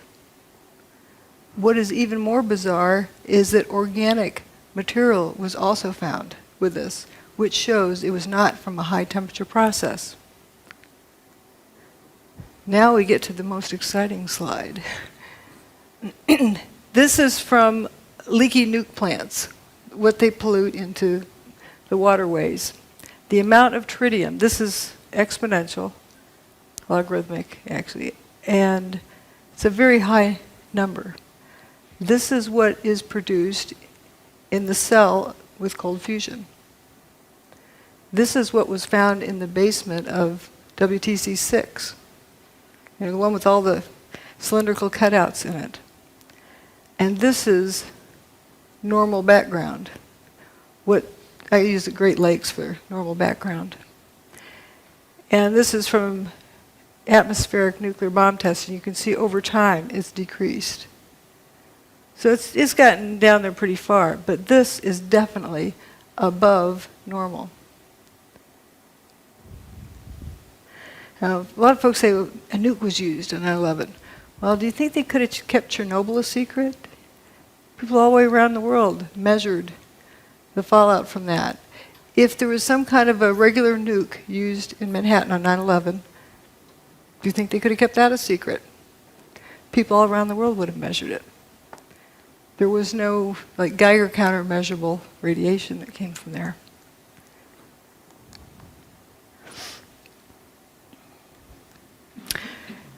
Here are some relative numbers. If compared to what was measured at the World Trade Center in terms of tritium, the background levels are 1/50th.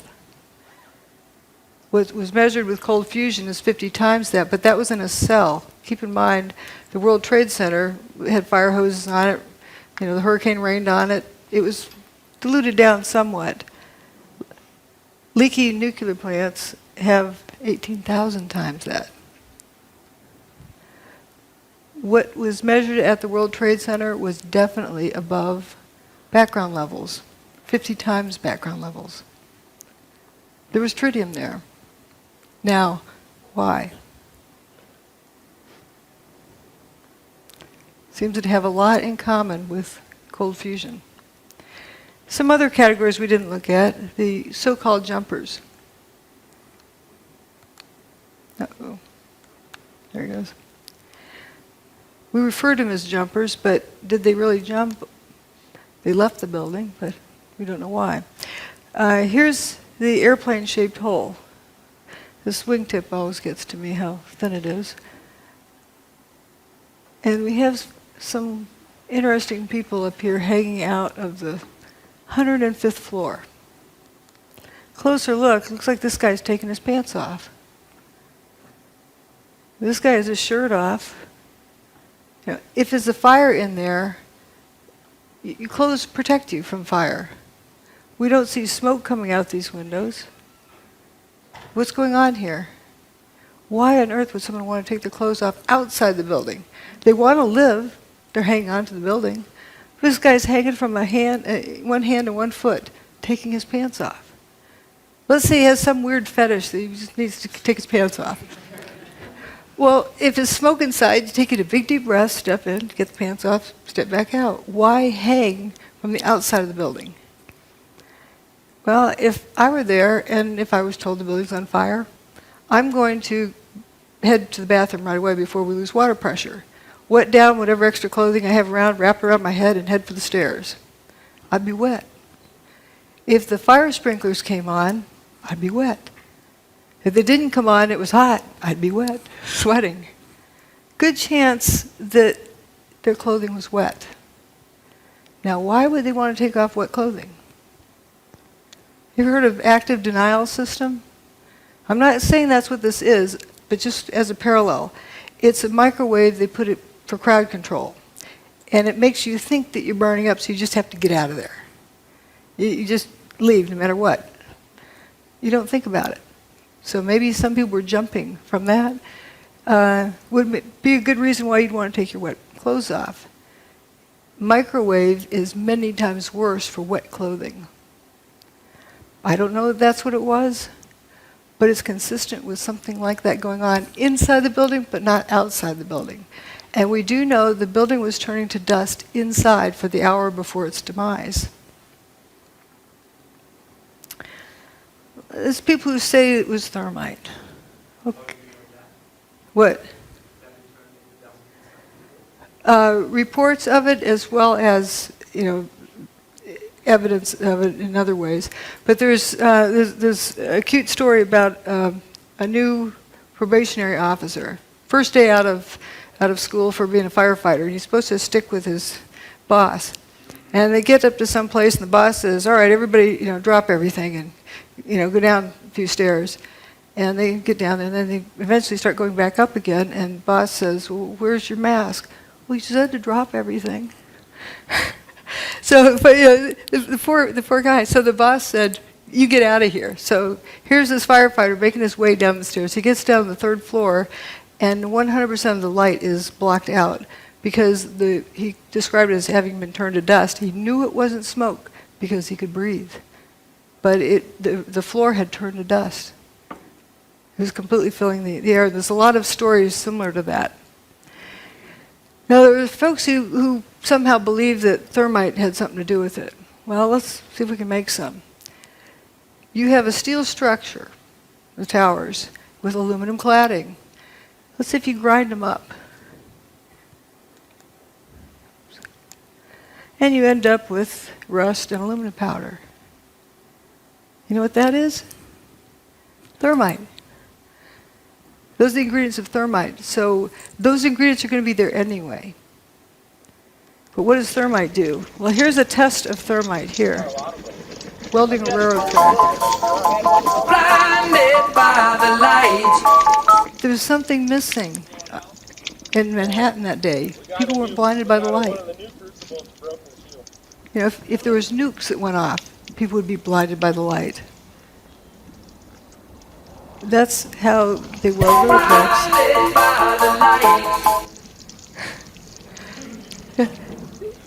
How do you have, you know what a sparkler is, 4th of July sparkler? That's what the towers would look like also if it was thermite, doing things. It doesn't do it in the dark. There are a lot of little flashes when you see the dust cloud coming down. Right, but it's not like, thermite.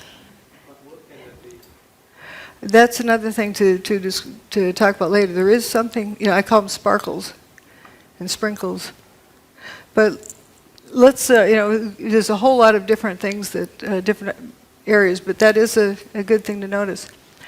Now, there's hot directed energy weapon systems and there's cold ones. And looking at all, some people need to see things in a data table.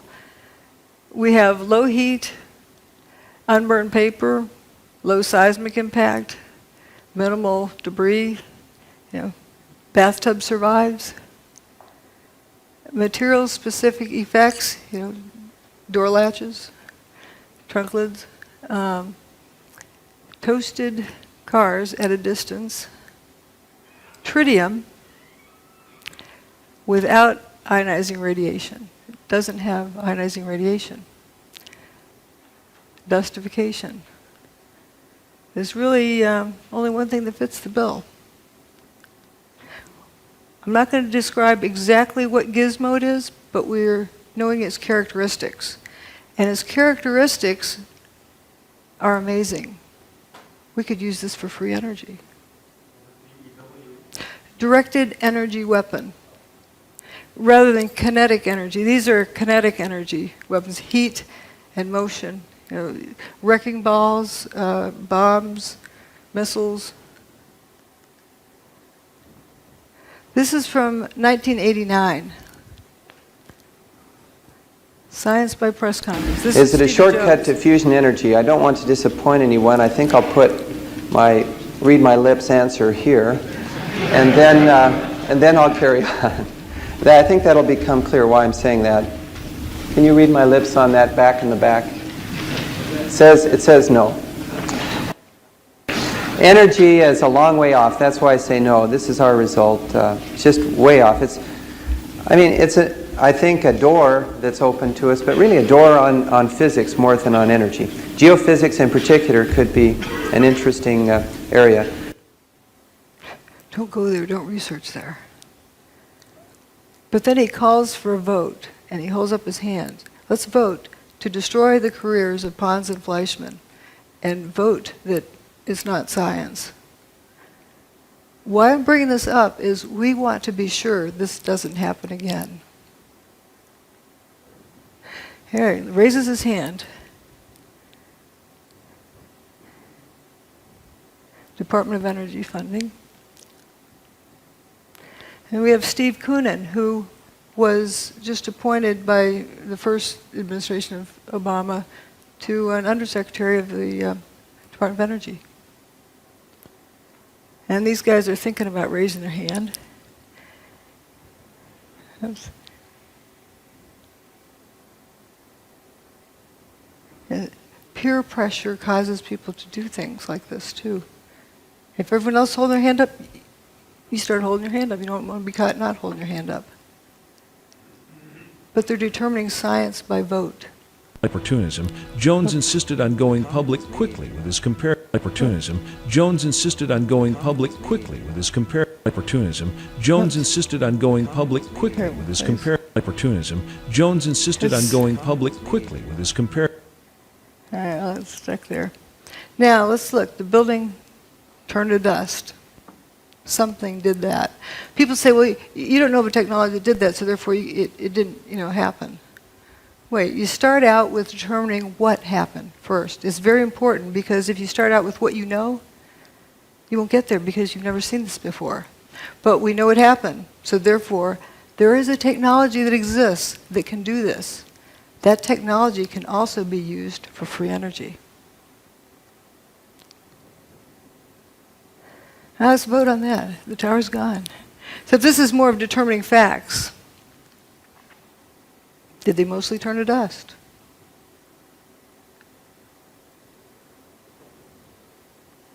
There exists a technology that instead of molecules being attract each other, they repel each other.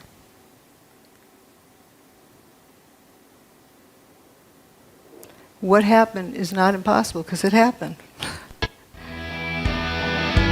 This is another Charlie Pound song about gatekeepers.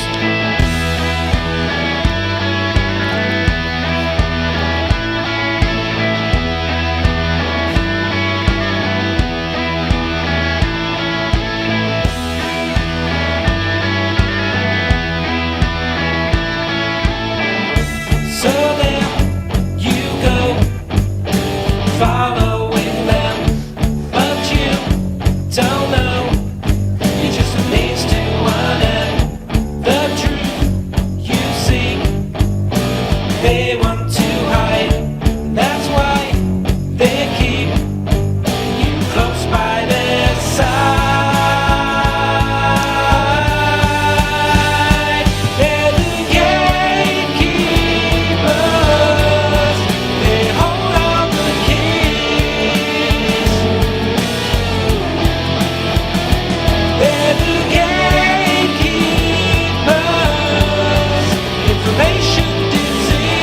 Opportunity lost.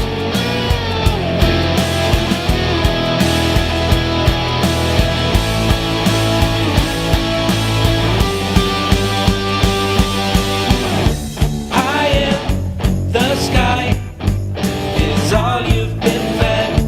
I think that is why you forgot your own head. Sometimes you need to be cruel to be kind. That makes me believe you've lost your own minds. To the gatekeepers, they hold all the keys. They're the gatekeepers, information disease.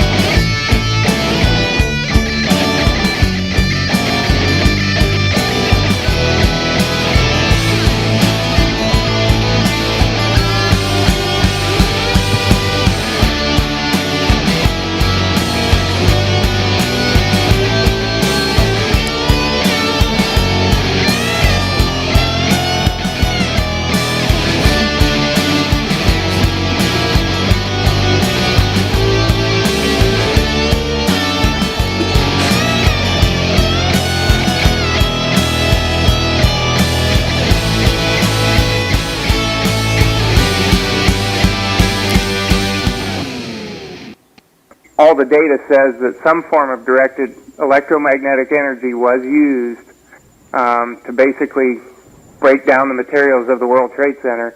And the connections that Jones has between the cold fusion experience that everybody can read about in Dr. Malov's book, and with what's going on right now with the 9/11 situation, it's just a mirror image of him muddling up and then, trying to get public opinion against, whoever his target is. In this case, it's Dr. Judy Wood. In the previous case, it was Pons and Fleischmann.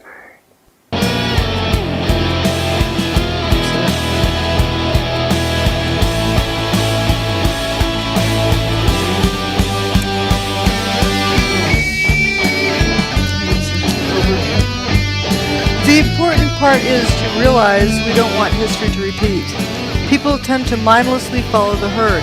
Remember about the problem with groupthink. You think that this person knows what they're talking about, and everybody joins in, and look what it cost us. That was 1989. And it took 20 years to somewhat vindicate Fleischmann, but it was too late. And we don't want that to happen again. And it's very important for each one of us to hang on to our own thoughts. Be independent. And otherwise, people get herded off to one side or the other. But what I see here is a lot of similarities with the tritium. What on earth would tritium be doing at the World Trade Center without the ionizing radiation? Yeah, it has transmutation, a lot of other things. Anyway, that's it. Thanks. Thanks for caring. Yes. You haven't gone into about the airplanes. How do you explain that? Well, good question. As I like to say, the towers turn to dust. Airplanes can't make buildings turn to dust. Real airplanes can't, and neither can fake airplanes. So they're a distraction. But often people are, they've been taught that there's airplanes that hit. What happened to the passengers? What happened to the airplanes? I don't get into that because it's such a distraction, but it is an interesting question. What happened to the airplanes? Joey Moore, that flight attendant who flew out of Boston that morning, he saw the flight attendants for Flight 175. That was the last time he saw them. The flight attendants that were on 175, he saw them that morning in Boston, the ones that supposedly ended up in the South Tower, that plane, Flight 175. They didn't really go in the plane. Yes, but he doesn't know where they went after that. We don't know. I think that's a different topic. What I'm talking about here today, I'm presenting evidence of what happened. Not theories, not ideas, but evidence. And that evidence, the silver lining in that horrible cloud, is that it is a demonstration of free energy technology. I don't disagree with you on that. And that is what I am talking about here today. I'm not talking about people's opinions and... I wanted to make the point that Dr. Stephen Jones, he lives in a neighboring town of mine in Spring City, Eastern Utah, is a good friend of mine and of my parents. They're actually in an intentional community together, so I've got a very tight connection with him. And what I've learned today and yesterday about Stephen Jones is very troubling to me, and basically plays the role of a decoy of don't look here type of thing. And the reason that that's supported is because he has this evidence and he has not gone with it. It's, to me, blatantly obvious. So I commit to you that I will sit down with my good friend, Stephen E. Jones, who he knows me inside and out. And I know, not inside and out, but we know each other really well. And I'm going to be sitting down with him in person with this book in hand, and I will say, Stephen, why don't you go with this story? Because this is very, very, very obvious. Yeah. And I will then report on my conversation, and I will either explain where the mental disconnect is on his part, that he didn't see this, now he does, or that he is indeed the decoy, and he's trying to divert attention as a government plant to get us to look the other way and not see something that we should be seeing that she's pointed out. Well,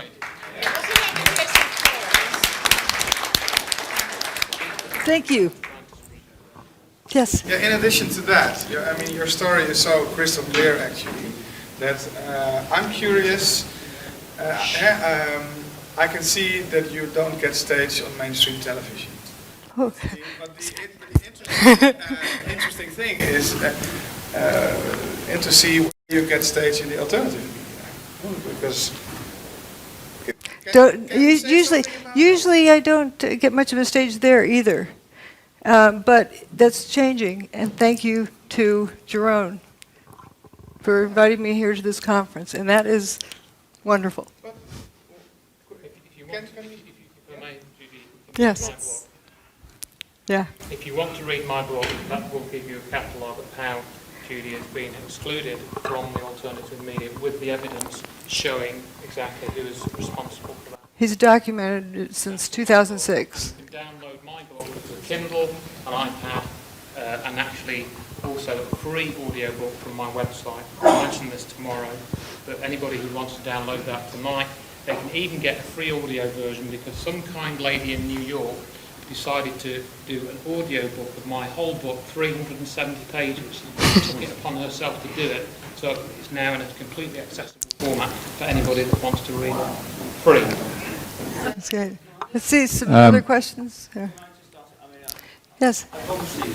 There was some about John Hutchison on the web, and I know a little bit about him. Have you much experience with John Hutchison and the? I've been there and witnessed the effects of his. He can get it to repeat, but not all the time. Oh, he can get to repeat whenever he wants to. If you want a demonstration, he can get within 20 minutes. He has the thing warmed up and going. And for people who say that there's this rumor that it's not repeatable, there's a picture of John sitting amongst about 50 samples. Shows it's repeatable. Judy. Yes. Over here. Hi. Oh, here. Hi. Hi. Great talk. I really enjoyed it. It was a very good presentation. I didn't seem to be sceptical earlier. I didn't really mean to put that over. But moving on, I'm just trying to clarify. On the one hand, we've got the cold fusion. On the other hand, we've got the kind of Hutchison effect. How do those two gel together? I know you're just saying we're only saying what we can see. But I'm just trying to kind of put it together in my head. But looking at the similarities in the evidence, John Hutchison gets all of the same, transmutation. Is what he's using like a microwave type? Yes. Beam. What he uses is interference of at least two different types of energy. He creates a static field using a Van de Graaff generator. He used to use Tesla coil, but he now uses a Van de Graaff generator, and creates a static field, and within the static field interferes radio frequency signals like microwave. And within that zone, or someplace within that zone, these effects occur. And would you say that the cold fusion type effects, the effects of tritium, was as a result of that exotic energy? It's not that it's like I mean, when I think of cold fusion, I think of electrolytic process, but a solution. It seems like there's an awful lot of things in common with it. Yeah, fascinating. Like, let's go study it. But, yes. Here in Holland, there were television images. Sorry. Yeah. Here in Holland, there were images on television for weeks on to go with all kind of trucks transporting rubble from ground zero to another place. It went on for weeks on television here. So that gives you the impression there was It actually went on at least debris. till 2007. I was visiting the site in 2007, and there were trucks coming going then. They were bringing dirt, stirring it around, scooping it up, taking it out, bringing in more dirt. Looked like potting soil, really rich dirt. And a lot of it, coming in, going out, coming in, going out. And if you look at what was there, I don't know if you saw my first presentation, that there's this lack of rubble. And Peter Jennings talking from the studio, talking to George Stephanopoulos on the scene, George, we've been wondering, where's all the rubble gone? Oh, talking to a volunteer, Robert Galinsky, explained it all fell down into the ground, was pulverized, and evaporated. It wasn't there. Yes. Yes. It seems to me that you're focusing a lot on the main two towers and around, but on the fact that Building 7 was actually demolished or whatever 7 hours later changes any logical to explain what they pretend to say that happened. How this other building, 5 hours later, is going to end up coming down. And then also, you didn't mention anything about the one plane that supposedly hit the Pentagon. I'm talking about what happened at the World Trade Center. For you specifically don't want to get into. Well, I'm staying focused on this. There was the most amount of evidence available for this. Also, there was a report which gave me a legal avenue to go after the contractors on the NIST report. What about the Building 7? You don't seem to. I covered it also in the earlier talk. There's a whole lot of similarities with it. It was turning to dust throughout the day internally. And you saw an enormous amount of material pouring out of the building, one face and one face only for most of the day. And when it went away, it didn't make a seismic signal that traveled through the earth. It only left a surface wave. It did not slam to the earth. And the surface wave that it left was almost a non-existent event. Right. Question over here. All this material going out. Yeah, the facade was about all that was left, and it was almost silent. And you can see it if you look at some of the images of it as it's coming down. A lot of people say, well, it looks like a controlled demolition, but I have photos of it like 1 second apart where you see it suddenly all the floors are frothing up. You know, just. Well, why would you say they took so many hours after instead of doing it at the same time than the other? You have to ask them. Yes, Judy. This is a question about John Hutchison. You mentioned that it was electrostatic field. He built up a large static field, and then he had more than one microwave, so there was some type of interference phenomena. So here's the question. Is the interference points, was it where the field was bucking and thus we're kind of on an antinode? There really isn't so much of a node. It's like what one energy field does to another one. Maybe a way of explaining it is, it's a couple of ways you can get inside of a house. You can bulldoze down the front wall, or you can use a key. What it turns out, the interference of these different energy fields, if done just right, is like a magic key that opens up this door where you get this free energy. Wow. So John Hutchison brought down the World Trade Center. No. Well, I was giving a talk in Portland. Here's what's wrong with it. John and I were giving a talk in Portland, Oregon. Somebody asked that question. Well, he sometimes can't get it right. He sometimes gets it here, gets there. He can't really control it well. And I said, John didn't do 9/11. Thank you. We have time for one more.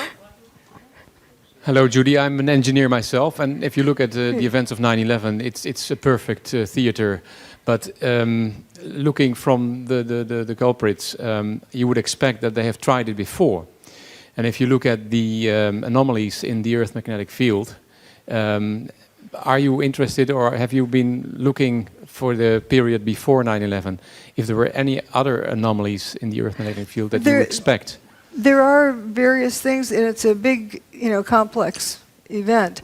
I was also looking at the correlation between solar storms and hurricanes. It turns out if there's a solar storm that hits the Earth, about the time you have this low pressure system out in the middle of the Atlantic, very good chance it's going to turn into a hurricane. That's an interesting, correlation there.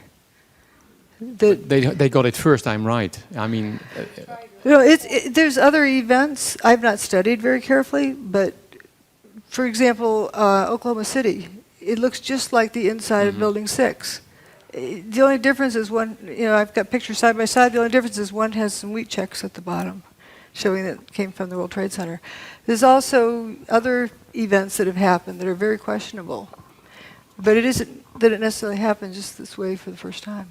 Thank you. Do we have time for one more? Sure. Just one more, this young lady in the front. I'd like to hear what the truth movement in America, how did they react when you came with this finding? Oh, that was back in 2006. For example, I'll go ahead and say it. Stephen Jones tells people that I'm talking about ray beams from outer space, or space beams. He's also the person that coined the term cold fusion for ridicule. It's not really the typical fusion. It's a different kind of process.